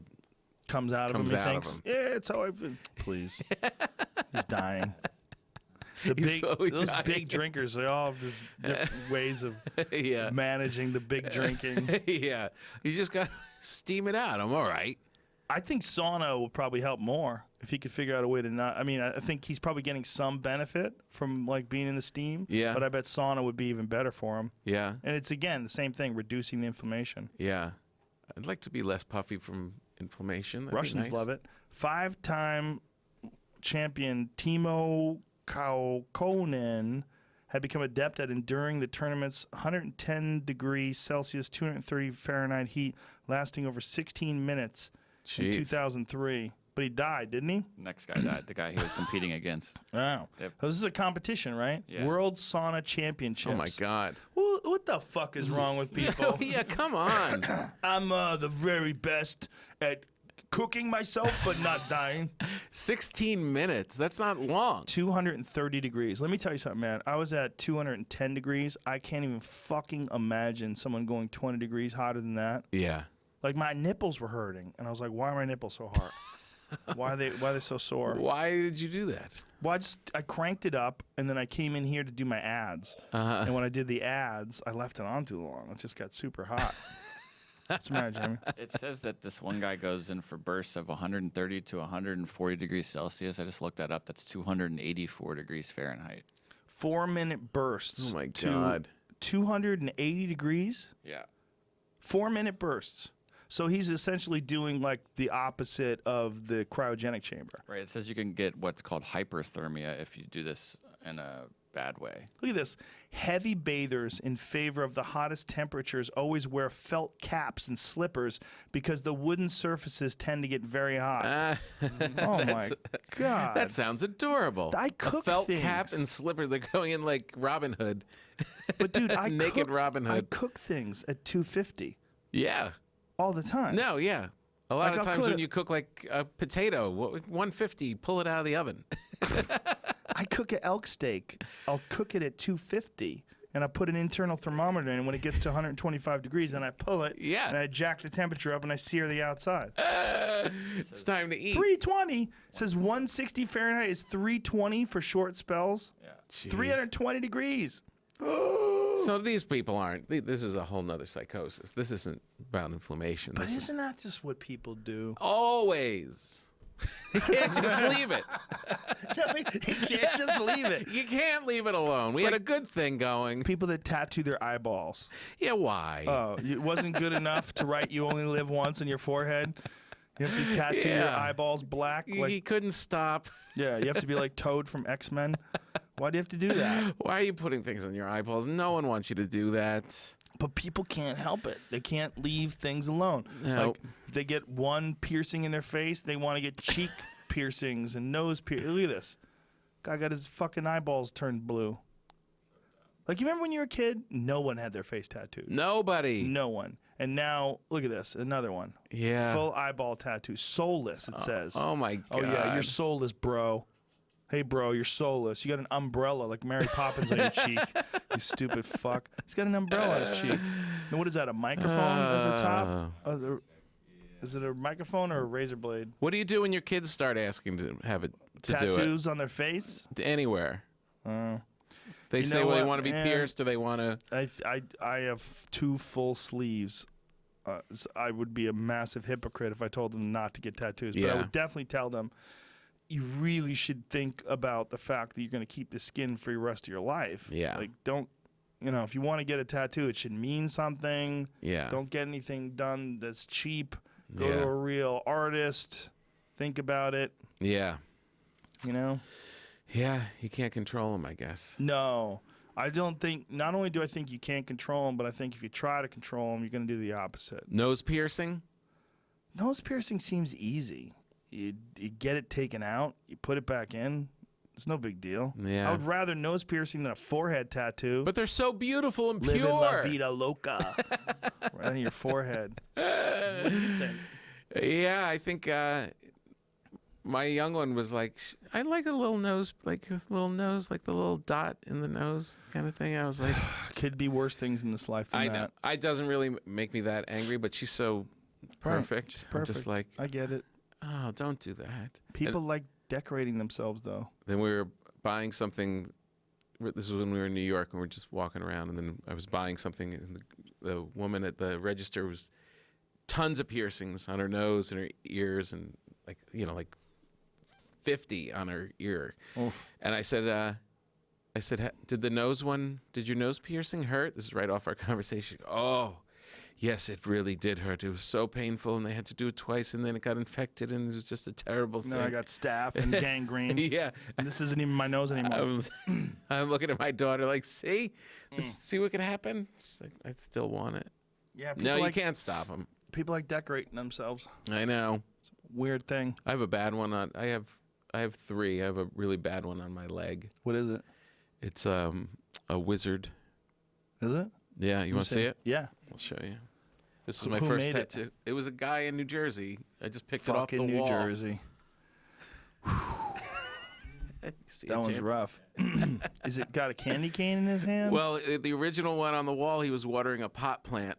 Hold on, let me get a picture. He was watering a pot plant, and I was like, I can't do that. That's reckless. Hold on a second. Aaron. You know what's really funny? Pull the microphone down so I can see your face here. All right. Here we go. Look at me, buddy. You know what's really funny? What? So when we did the show for your buddy that helps the Congo pygmies, Justin Wren? Justin, on the back of his book, it's exactly my tattoo. He's got that? Him Oh, in a him. hat with his beard. Ooh. It all comes It's full exactly circle. that. I showed it to him that night when we did the show. He was Did he freak out? Yeah. He just sent me a text saying he's going to he's going to climb Mount Kilimanjaro. Oh my God. Yeah. I liked meeting that guy. That was great. That was the best part. Oh, of he's the show. best. Is he one of the nicest guys of all Love that time? guy. Love I can't that guy. help but do things for him. Oh my God. Like he's just a gem of a human being. I just wanted to hang with him all night. It was And from this podcast, we've built more than 20 different wells in the Congo. Wow. And they've built hundreds of wells there now. it's amazing. Just because of this podcast alone, more than 20 wells were built there. It's Awesome. crazy. Awesome. He Yeah. was such a good guy. And just one of those people like instantly you just kind of You could tell. yeah. Yeah, he's a saint. Yeah. Like legitimately like a saint. Yeah. His book is pretty great. And he's a fucking cage fighter. I know. Like how does that even, it doesn't even make sense. Yeah. So Couldn't be a nicer guy. no, he was really cool. But I wish I had a picture of the book. It literally is my shitty tattoo is him. How many other ones you got? I've got two more. I've got one up here and one up here. Those are good.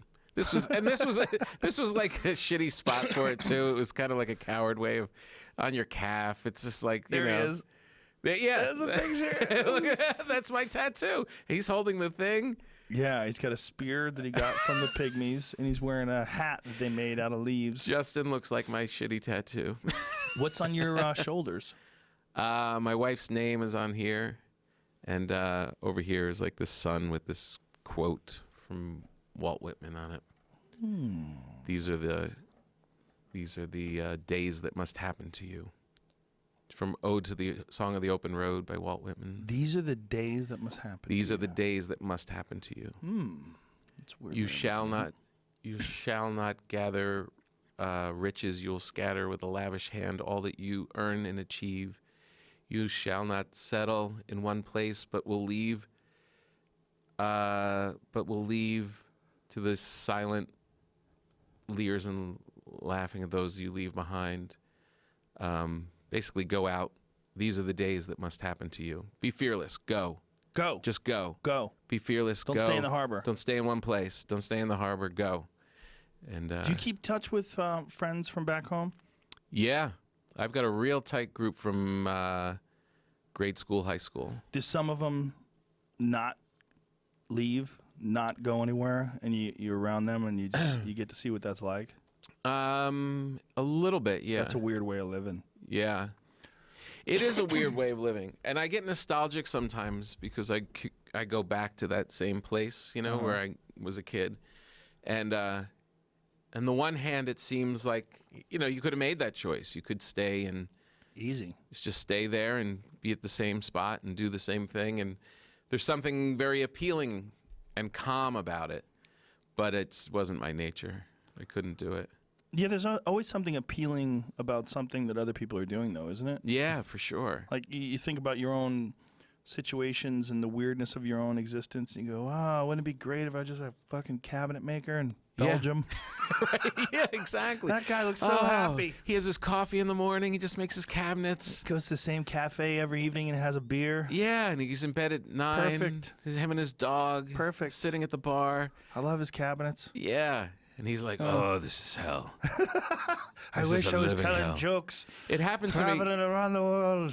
Since I started baking this bread, when I'm on the road, I'll go see these bakers. Like, if there's someone really good in a town that I'm in, and just go That's talk to crazy. them. So bakers is like if you were a martial artist, you'd go train with somebody. Yeah. I go and check out how You they go make their check out bread the and bakers. and see what they're So they doing. let and- you in? Yeah. You go, hey, I'm Tom Papa. Yeah, I make a like- little sourdough. Yeah, I'm like, hey, I'll tweet out that I'm going to come, and then they'll bring me back, and yeah, it's great. So how But do you it's- find the good bakers in town? Is there a website that you go to? No, you just like, through Instagram and stuff, you start to see the ones that you really like and who they follow, and you just start to see like who's doing the same kind of a thing, because it's a very natural way of doing it. So it's not like just like a big commercial bakery that's just, cranking stuff out. Like there's people that are real artists that are doing this stuff all around the country, all around the world. Right. So, but it's funny, like, because I'll come in and be like all bright-eyed and this is amazing. So you're a baker and you just come in here and bake this stuff and how great is it that you feed the community and everyone really loves what you do and you put your heart and soul into it, and they look at you like, I'm up at 2 o'clock every day. I'm in a living hell. I have flour in my eyelashes. Right. I can't stay up past 8. You know what I mean? It is. It's always the other thing that seems better. Well, they have to get up early, right? Yeah, man, because, you walk in and want a sticky bun on your way to work at 7 o'clock. Someone was up making that at 4. So so it could be ready for you at 7. There's no way around that. There's no Someone way has around to make that. shit. Yeah. Those bagels, someone's in there cranking that out in the middle of the night. There's a good little bakery down the street from here. In fact, that I don't like to eat sweets very often. Yeah. But they have these fucking chocolate croissants that are so ridiculous. The pastry part is so buttery and flaky, and then the chocolate part is so rich. So good. I can't get coffee there. Because if I get coffee there, I will get one of those fucking things, and I'll feel like shit. I know, you tell, like an hour later, you're just like, what happened to me? But while you're eating it, it's heaven. It's just a rich chewiness. There's a combination of the flaky, buttery pastry and the richness of the chocolate and the sweetness, and then you're drinking your coffee at the same time. You're like, this is perfect. I don't need anything but this. Yeah. Fuck diabetes. I'm not worried about diabetes. I'm worried about life. I want to live. Yeah, that's living, man. It is the good stuff. It's not bad, man. It's not good for you. It's not anything in excess, right? You know what I found, A little treat once in a Can I while. tell you something I found? There's a company called No Foods, KNOW, and they make waffles, chocolate chip waffles, and they make syrup with low glycemic index, very little sugar in the waffle, very little sugar, and it tastes good. What do you mean they come like pre-made? Like Yeah. And you put them in the toaster, they're frozen. like an Eggo kind of a thing? Yeah, but they don't last very long, so you have to like eat them. You have to thaw them out that and looks cook them good. pretty quickly. 8 grams of fiber, 12 grams of protein, 4 grams net carbs. Whoa. Come on, son. 4 grams? That's right, bitch. And I'm putting butter on those motherfuckers No and slathering. way. And then they have their own syrup. Their No own syrup way. is very little as well. Oh, that looks perfect. Dude, I'm telling you, they Who got are it these nailed. people? Smart people that are healthy that figured out a way to make. Look at that. Wow. That you can eat that. I had that yesterday. Felt great. Worked out afterwards. Felt like a fucking champ. Didn't feel shitty at all. Like, look at that. You feel like there's no way I can eat that. There's no way. There's no way. So you got to get them online, or do you can you get them in a store? I ordered them online. Yeah. Yeah. And then they're very nice. They Wow, found what a out that I treat. like them. They sent me a box of shit. What a treat! Yeah, we have some of their cookies here too. Try one of their cookies before you leave. Tom Papa needs some of those. Yeah, man. There's some stuff that you can eat that people have figured out how to do. Oh, so Yeah. stores where places where they sell them. Oh, wow. There's a bunch of places where people have figured out how to make food that tastes really good that doesn't fuck you up. Yes, of But course. let's be honest. The United States of America. Let's be honest. Yes. Doesn't taste as good as that chocolate croissant. Well, no. It just doesn't. Well, no. But it you tastes can't. damn good. But you could It have tastes that damn good. 4 times a week, probably. Yeah, you could have it every day. But there's something about knowing that you're eating shit, and you're like, I don't care. No. This is part of it. Oh. It's part of the thrill. The is thrill, the knowing. joy during the holidays. Oh yeah. When we had Christmas cookies on the counter for like 2 straight weeks, just walking through eating them like chips, like I don't care. It's Christmas cookie time. That's heaven. You know what I had the other night? It's a I good had time. Pumpkin pie with Cool Whip. Pumpkin pie with No one's even pretending Cool Whip's good for you. Like, No. it's not even whipped cream. I It's- mean, no, no one it's- even knows what the fuck Cool Whip's They're not made even out of. pretending it's a food. It's just like some weird fucking thick stuff that's white. Yeah. Oh, that's good. Where'd the pumpkin pie come from? I don't even know. I didn't even ask. It was at my mother-in-law's house. Oh, I man. didn't even ask a goddamn question. I just wolfed that fucker down.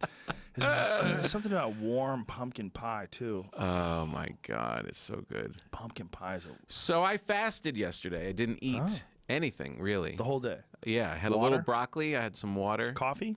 Coffee. Yeah. I had probably 4 cups of coffee. And I didn't feel bad. I felt pretty good. When I woke up this morning, I was starving. Yeah. Well, once your body, if you can figure out how to do it for 45 hours, 48 hours, your body will kick into a state of burning fat. Will kick into a state of ketosis. 48 hours straight? Yeah. Yeah, it depends on the person. Some people it's quicker, depending on if you're fat adapted, if it's even quicker than that. But I know when I'm in that state because my appetite kind of goes away. Yeah, that's what was weird. Yeah. I was like, why aren't I starving right now? Yeah. Well, that's one good thing about when I was sick last few days. Yeah. I hardly ate anything. Yeah. God, I looked really sexy. I was looking slim. Looking at myself in the mirror. I'm like, Snot damn, coming down, but looking ripped. I mean, I'm gaunt. My cheeks are sucked in. My eyeballs are dark. Like, can't breathe. Look at thin. Sexy. It's funny. There's something that girls do that guys never do. They do this pose where they look at you like this. Yeah. Photos. I know. They like have their butt Here's my facing ass. you. Yeah, my When did ass and that- my face When did that start happening? at the same time. There was no photos like that from the fucking 70s or the 80s. People just No. looked at you. We weren't wasting. Yeah. They had with no film. They had a chance to come up with that. Children. Fucking grown-ass children. Look at my ass. Yeah, something about turning sideways. I know, it's so creepy. Turning sideways and showing their butt and looking over their shoulder. Like, hold on. You know you're taking a picture, right? Right. And you chose to stand in some super illogical way where your ass is facing the camera, Yeah. not your face. Yeah. Like you're looking over your shoulder. This is how you chose to take a picture. This is so crazy. It is completely insane. But it's super common. Yeah, no, it's kids do it. Yeah, Kids here you go. pose that Like this way. gal. Look at Yeah. that. That's common. Yeah. That's 11 simple poses that will make you look more attractive. Oh, Click that's on that good. link, please. I need to learn these. Yeah, I need this. I want to look more attractive. I do, Here we too. go. Turn your torso or the body from the waist instead of turning your neck. Oh, I turn my neck. I look at you like this. I stand. This is how I look. Whoa. Like that. That's so Stunning. sexy. Stunning. I like to just turn my neck. And I do Wow. it quick, too, like this. Like I just saw some shit. I'm definitely turning my torso. Don't stand straight. No. Create some space in your posture by keeping your hand, on your waist. Oh yeah. etc. Oh. Look how skinny she looks. Interesting. I think the girl That's on a- the right looks great. that's a I good don't one. find an issue with that. Okay. Fingers should be properly visible when you place your hands on the waist. Oh, don't hide your hands. Show your hands. Does that make you look better? No. The girl on If the you do left that, it's just not looks like fucking this. better, stupid. The girl on the left is hot as the sun. Doesn't make any. Nobody gives a fuck if she even has hands. Cross your legs or standing in a way that will make them look angular and create space in the posture of the lower body. Uh-huh. That girl needs a sandwich. I'm not into that. Always look. lean towards the camera instead of away from it. Yeah, that's what I do. I lean towards the camera. Like, hello. I take them like this. All right, what are you trying But to do? this is like fucking rules. They work.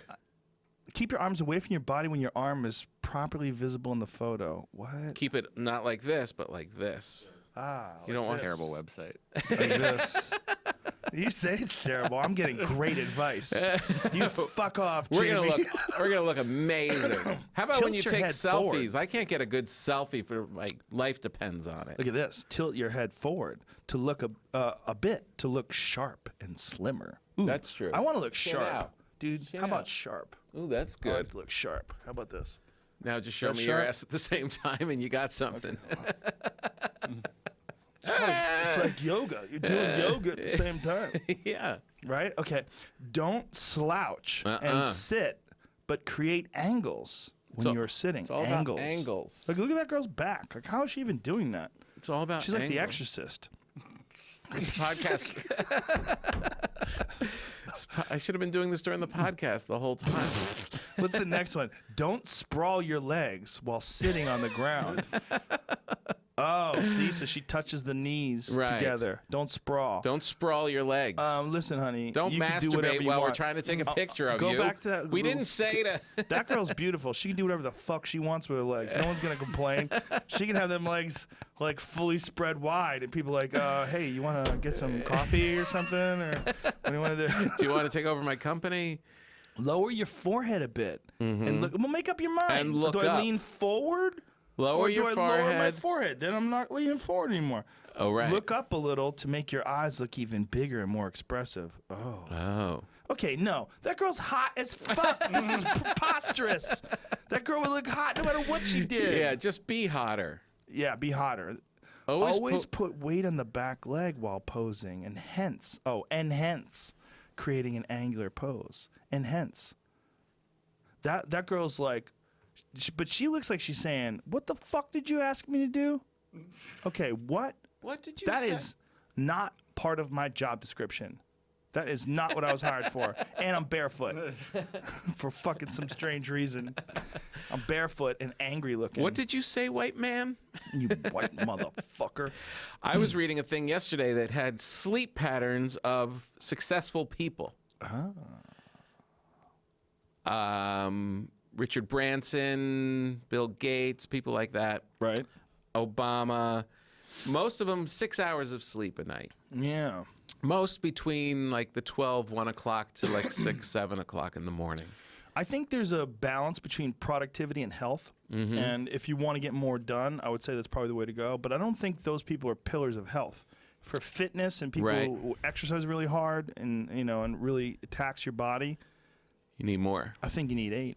You need 8? I do 8. You do 8? I feel way better when I get 8. Yeah, 6 does not seem like a lot. Is this all the different people? Nikola Tesla got 2. Yeah, but he's too busy banging pigeons. He was crazy. He was banging He's a pigeon? super genius who was in love with a pigeon. What? Yeah. I never heard that. He had a love affair with a pigeon. Winston Churchill got like 100 hours of sleep a night. Da Vinci. He was just drunk all the time. Trying to zoom in a little. Are those dots mean hours? Yeah, that's when they slept. So he slept every 4 hours, like a 20-minute nap. Who Thomas did? Edison did something similar too. Da Vinci did that? Yeah, that's what those little blue lines are when they were sleeping over the day. Whoa. That's crazy. And Winston Churchill just slept like a bear. Because he was drunk. He drank like crazy. Richard Branson seems like he's getting, does that say 6? 12 to 6. Yeah, 12 to 6. That sounds kind of reasonable. Yeah, that's reasonable. But 6 is early to get up for me. Well, if he's one of those get shit done. Donald Trump, 3 hours. Yeah, 1 to 4.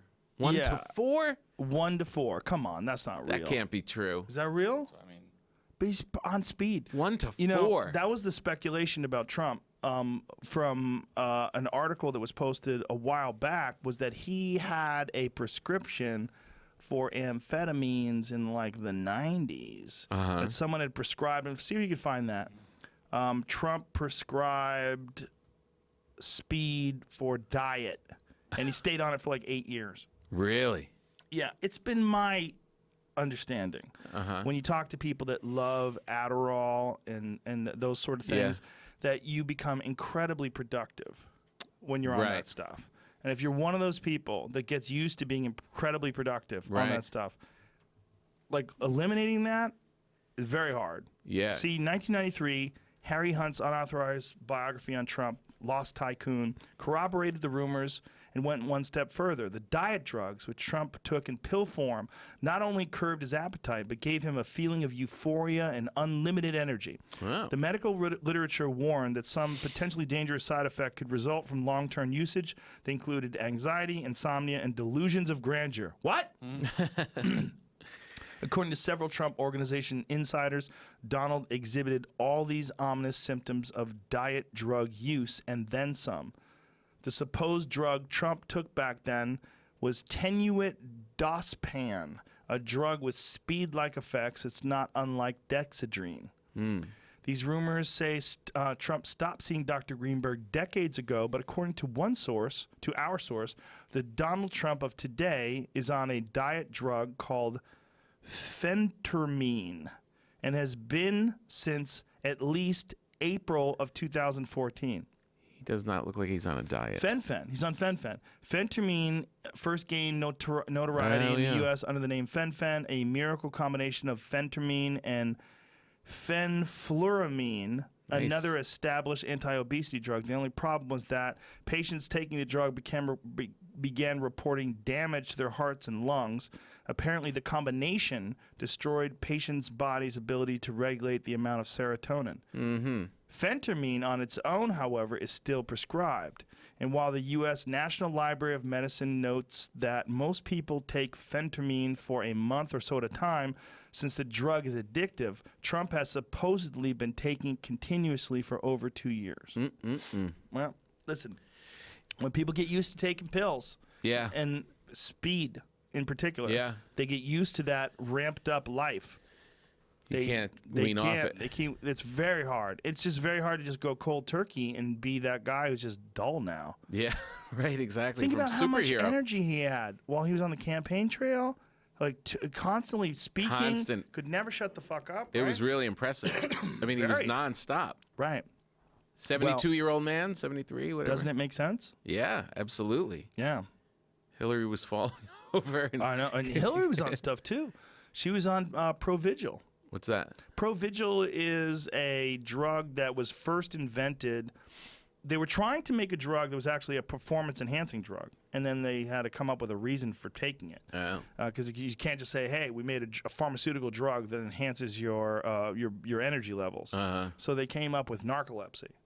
Oh, really? Yeah, I've taken it. Oh, yeah? Yeah, it's great if you have to drive somewhere and you're tired because it doesn't make you speedy. And I don't think it makes you any smarter or faster thinking or anything like that, but it definitely keeps you awake. It gives you like a little elevated sense of energy. Oh. Yeah. That doesn't sound so bad. I mean, you'd have to take something to keep up those. I mean, you know, from just touring and stuff, what that takes out of you. And watch how they just were nonstop. And he was probably on diet pills. Right. Interesting. And not getting skinnier. I knew a gal who got on that fen stuff. Oh, yeah? Yeah, back in the 90s. She was beautiful, but she was chubby. She just had a bad diet and, just liked the booze, and she's probably 20-something or something, and got on the fen, and I hadn't seen her in forever. I hadn't seen her in probably like a year, and then I ran into her, and I was like, holy shit.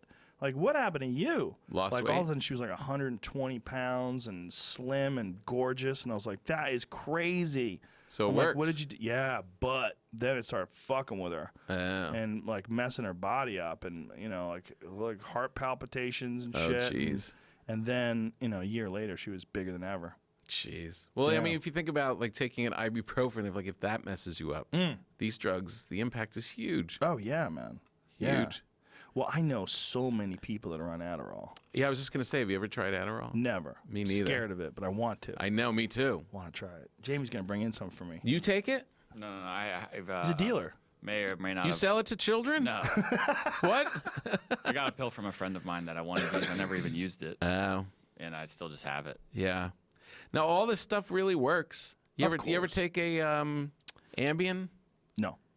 I sleep easy. I do too. I got but no problem sleeping. I was doing a show in the Middle East once, and my doctor gave me Ambien. He's like, if you need help adjusting your time, I didn't ask for it. He just gave it to me. And I don't really take anything really, but I took it. It just works. You're just like pretty awake, and then you just feel sleep just kind of coming over you like an ocean wave. And it just, I mean. How'd you feel when you woke up? Not good. A little druggy. Yeah, fuck that. Yeah, it wasn't like I woke up like, oh, I'm good to I'd go. rather be kind of tired and then just go to the gym. Yes, You exactly. know, I'm just not into that drugged up feeling. No, it's all because then it becomes a whole cat and mouse trying to adjust it. And I had a buddy who was going. I had a buddy who was going through a divorce, and couldn't sleep at all. So he was taking 2 of those fucking things a night, and everybody was urging him. They were like, "Hey, man, don't take that much. yeah, Like this stuff is not good for you. I'm Like, always you're gonna afraid you go won't to be able sleep, to. Yeah, you're not going to be able to sleep normally. or you don't wake up. Yeah, Yeah, you take it and night. choke in the middle of the night and just. Ah, jeez. And you're in the middle of some crazy dream about being in a gunfight with the cops. That's the thing With your about pet Ambien. squirrel. Ambien people do things in their sleep. Yeah, like buy ice cream. I had a bit about it in my act about a friend of mine who made a turkey. He got up in the middle of the night, preheated the oven, went to the store, bought a turkey, came home, made stuffing, mashed potatoes, and gravy, cooked it, ate it, went back to sleep, got up in the morning and called the police. Someone broke into my house and made a turkey. They're like, what the fuck is wrong with you fat piece of shit? Like, you need to come to grips with your food problem. It's a real story. It's a real story? Yeah, real And he story. didn't remember He doing made a any of it? turkey. No, he made a turkey. Oh, my God. He went to the store, dude. Yeah, like He bought a turkey. dealt with someone at the register. Bought a fucking turkey. Drove his car. Oh, my God. This is so crazy. Yeah. People are weird, man. I'm surprised no one's, like, killed someone on Oh, they Ambien. have. They have? Yeah. People have. Yeah, people have murdered people on it. And there was one guy That's, who Jesus. I want to say he killed someone in his family with a crowbar. Oh, boy. There was like some crazy story where he was on Ambien and he drove to someone's house and killed him with a crowbar and then drove home. I had no idea he even did it. Oh, my God. Well, people react to different things in different ways. Yeah. Like, you can never predict exactly how someone's going to react to like heavy-duty pharmaceuticals. That's what I was worried about. I'm like, I'm not taking this on the flight. I don't. that. Who knows what I'm gonna do? Freak out in the Yeah. middle of the fucking ocean. No! How high up are we? Just wake up in prison. You don't know why. Oh, how did I get here? You know what you did. I don't. Having to watch the video of you trying to hump some businessman. With a fucking Cat in the Hat on, beating someone to death with a 9-iron. Pushing the drink cart. Going trying to get at the pilot. Yeah. Oh my God. Pretending to fly. What a nightmare. Ambien hasn't been around that long, right? Like this Right. is 2013. That's what I was trying to look up. There's something called the homicidal sleepwalking defense that's been used at least since 1987. Jeez. Looks like it goes back farther than that. Here's the Wikipedia on it. Wow. Sleepwalking defense. Wow. Homicidal somnambulism. Banana. Or sleepwalking. Sleepwalking murder. The act of killing someone during an episode of sleepwalking. Oh, man. See, that's the thing. Like, if you were going to kill somebody, wouldn't you be like, hey, man, I'm fucking sleeping? Yeah. He was acquitted of killing the murder of his mother-in-law in 1987 after using the sleepwalking defense. Now, let me just pause Acquitted? right there. I would love to believe this man. However, I have a wonderful mother-in-law. She's a lovely lady. But I have friends whose mother-in-laws are straight cunts. It's a real thing. It's a real thing. Yeah. And it's just so convenient that this guy, he didn't kill his children. Yeah. You know, he didn't Not go his wife. drive to his buddy's house and kill his best friend. What does it say there? Reportedly got up from his bed, still asleep, and drove roughly 23 kilometers to his in-laws' house, broke in, assaulted his father-in-law, Dennis Wood, and stabbed his mother-in-law to death. Wow.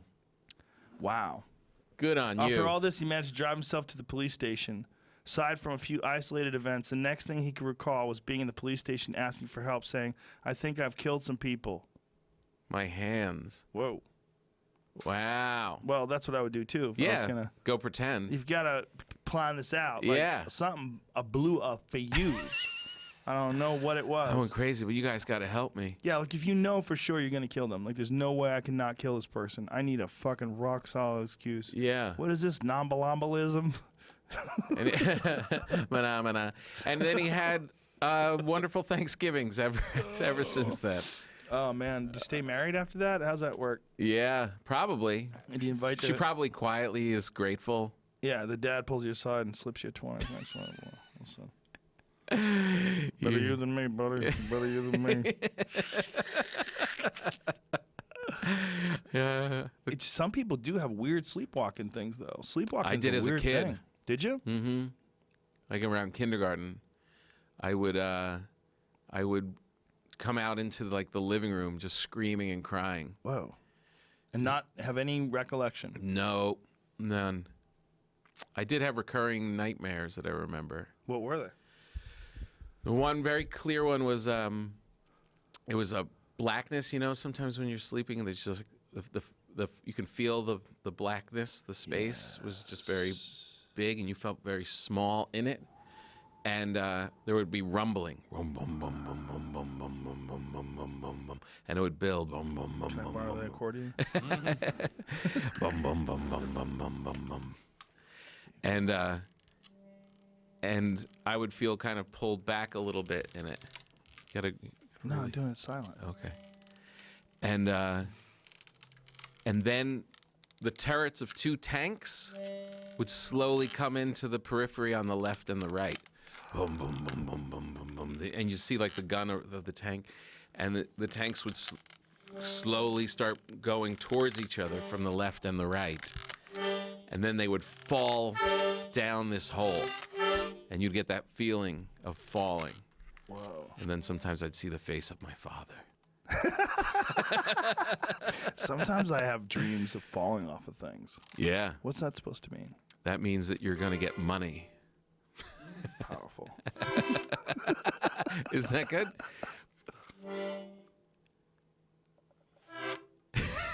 Sometimes I do, though. Yeah. Sometimes I have dreams where I'm like catching myself, like I'm on a tree. Like, oh, Jesus. Yeah, but Too high up this tree. Yeah. Hang on. Yeah. What am I doing on the edge of this building? What am I doing on the cliff? Get back to the safe spot. Get back to the safe spot. So I wouldn't connect the dream to the sleepwalking, but What do you think it is? I mean, I don't know. It could have been connected. Come on, dude. You're a doctor. But I was, I remember one time I was at my friend's, sleeping over my friend's house, and the next morning they were like, Tommy can't sleep here anymore, because I did it at their house, where they were just asleep, and then you got some kids Screaming in the middle of the night. screaming in the middle of the night, crying and screaming in the middle of the living Yeah, but room. I've had kids do that at my house. You have? Yeah. You pick them up and you go, you okay? Yeah, well, Bring them to the bed. You know, it's the one thing is You once you okay? have kids too, man, it's so hard It's so for people simple. that don't have kids to understand this. But like, Yeah. it's when I've said this before, but when I was on planes before, I would be bummed out if a kid was crying. Yes. Like, oh, fucking great. This is a lot of fun. Yeah. Fucking loud, stupid kid. Quiet your kid up. Yep. But now I'm like, poor little kid. Yeah. Like it doesn't, You don't even hear it. but it doesn't bother me. No. Like I'm upset. I can't sleep. It's like, No. poor little kid. Yeah, You once look at kids so different once you have complete, and the parents, you have empathy for the parents. Like you're like, Yeah. oh, I've been there. What Yeah. you're going through, that thing is Yeah. just so rough. But it really is an instinct. Like there is no, like when you hear a baby cry on a plane, there's not that thing when you had when you were younger. It's just like, get it out of here. Yeah, that's a weird thing that people do have. Like I've Yeah. seen it before, where like young boys in particular do not like babies. No. They don't like kids, and they're around them. They're like, oh, Yeah. they roll their eyes, and it's like to them, It's an instinct. Yeah. And I then wonder once what you that have is. them, you would just like, But it's funny when you see like teenage boys around them. yeah. Especially ones that haven't been raised around kids. Maybe it's the instinct that they're gonna have to. One day take care of one of those. Yeah. Yeah. And the party's going to end. They're gonna be trapped. The party's going to end. And then it's funny because like there are these chapters. It's like this is all coming full circle to what we're talking about with like Richard Branson on a boat getting his dick sucked, doing coke. It's like, but here's the thing. There's a cycle, and if you hang in there long enough, it becomes cool again. Like if you're hammered and you're 20 and you're out there having a party, it's kind of silly and it's fun. But if you're hammered and you're 60, it's kind of sad. Yeah. But if you're hammered and you're 90, it's funny again. Yeah. Right? Absolutely. You just gotta hang in there. Absolutely. But if you're a 90-year-old drunk, I go, how about you all just suck my dick? Which, by the way, apparently the latest in the sexual harassment Olympics, the latest entry is Stan Lee from Marvel Comics. Really? He's 95 years old. Yeah. He lives in some giant mansion, and he has a bunch of nurses. He's trying to get them all to blow him. Of course. Now, he says it's a shakedown. He says they're all just trying to get money from him, which may very well be the case. Jeez. Or it may very well be the case that he is like a lot of 95-year-old dudes with $20 million in the bank and about 6 months to live. Just getting it on. What do? You try. You go for it. You swing those fucking dice. Come on, 7. Woo! Stanley. If he really can, if you know what I mean, look, Yeah. if you're worth, well, hold on, go back to that. What does it say there? He bought someone. Then it was revealed that someone had bought an $850,000 condo in his name without his knowledge. Yeah, that was last week. I don't know if you heard about that. No, what happened? He filed a police report after discovering that someone had stolen $300,000 from him. Wow. Using a forged check. And then it was revealed that someone bought an $850,000 condo in his name without his knowledge. A fact that came to light when his team did a full audit of his accounts following the forged check. Whether this is any way related. Okay, so he might be being honest. This might be in reaction to the shakedown. This guy has so much money that someone bought an $850,000 condo in his name, and he didn't learn about it until they were going over the books. Well, he didn't learn about it until they found a $300,000 stolen check. Yeah. That's a baller. Yeah. Stanley balling out of control. Superhero. Out there kicking some fucking ass. Superhero! Yeah, I'd like to think that he's not the guy who's trying to tell these maids to suck his dick. Nah, I doubt it. I like to think that. Me too. I want some heroes left. A couple of those guys. A few. But hang in there, guys. One more time. Tom Papa, let's wrap this bitch up. Let's bring it home. Tell these people where you're going to be performing your wonderful stand-up comedy. I'm heading out on tour, Joe. Where are you going, Tom? I'm going to Raleigh, North Carolina. Oh, you going to Charlie Goodnights? No, I'm playing a theater. Oh, someone's #ballin'. Duke something Energy Center or something. The Duke fucking Energy Center. Yeah. And then I'm going to Viejo, California. Where's that? I'm going to... I'm all over the place. Where's Viejo? I don't know. North of here. Everything's Somewhere. north of here. Yeah. They'll tell you how to go. Yeah. GPS. Yeah, GPS it. But just go to tompapa.com. All my dates are on there. Tompapa.com. And away we go. Tom, it's always a pleasure, sir. You too, buddy. You're Great always seeing a you. wonderful guest. I always enjoy this very much. Me too. I'm going to come back. I'll bring some fresh underpants and we'll go in the sauna. We'll be back tomorrow with journalist Dan Harris, and he's going to get in the tank first. He's got a meditation app and I guess a book, maybe just an app. Nice. These wacky kids today, they don't even read anymore. All right, we'll be back. Bye. Bye. Perfect. Just as I have to pee.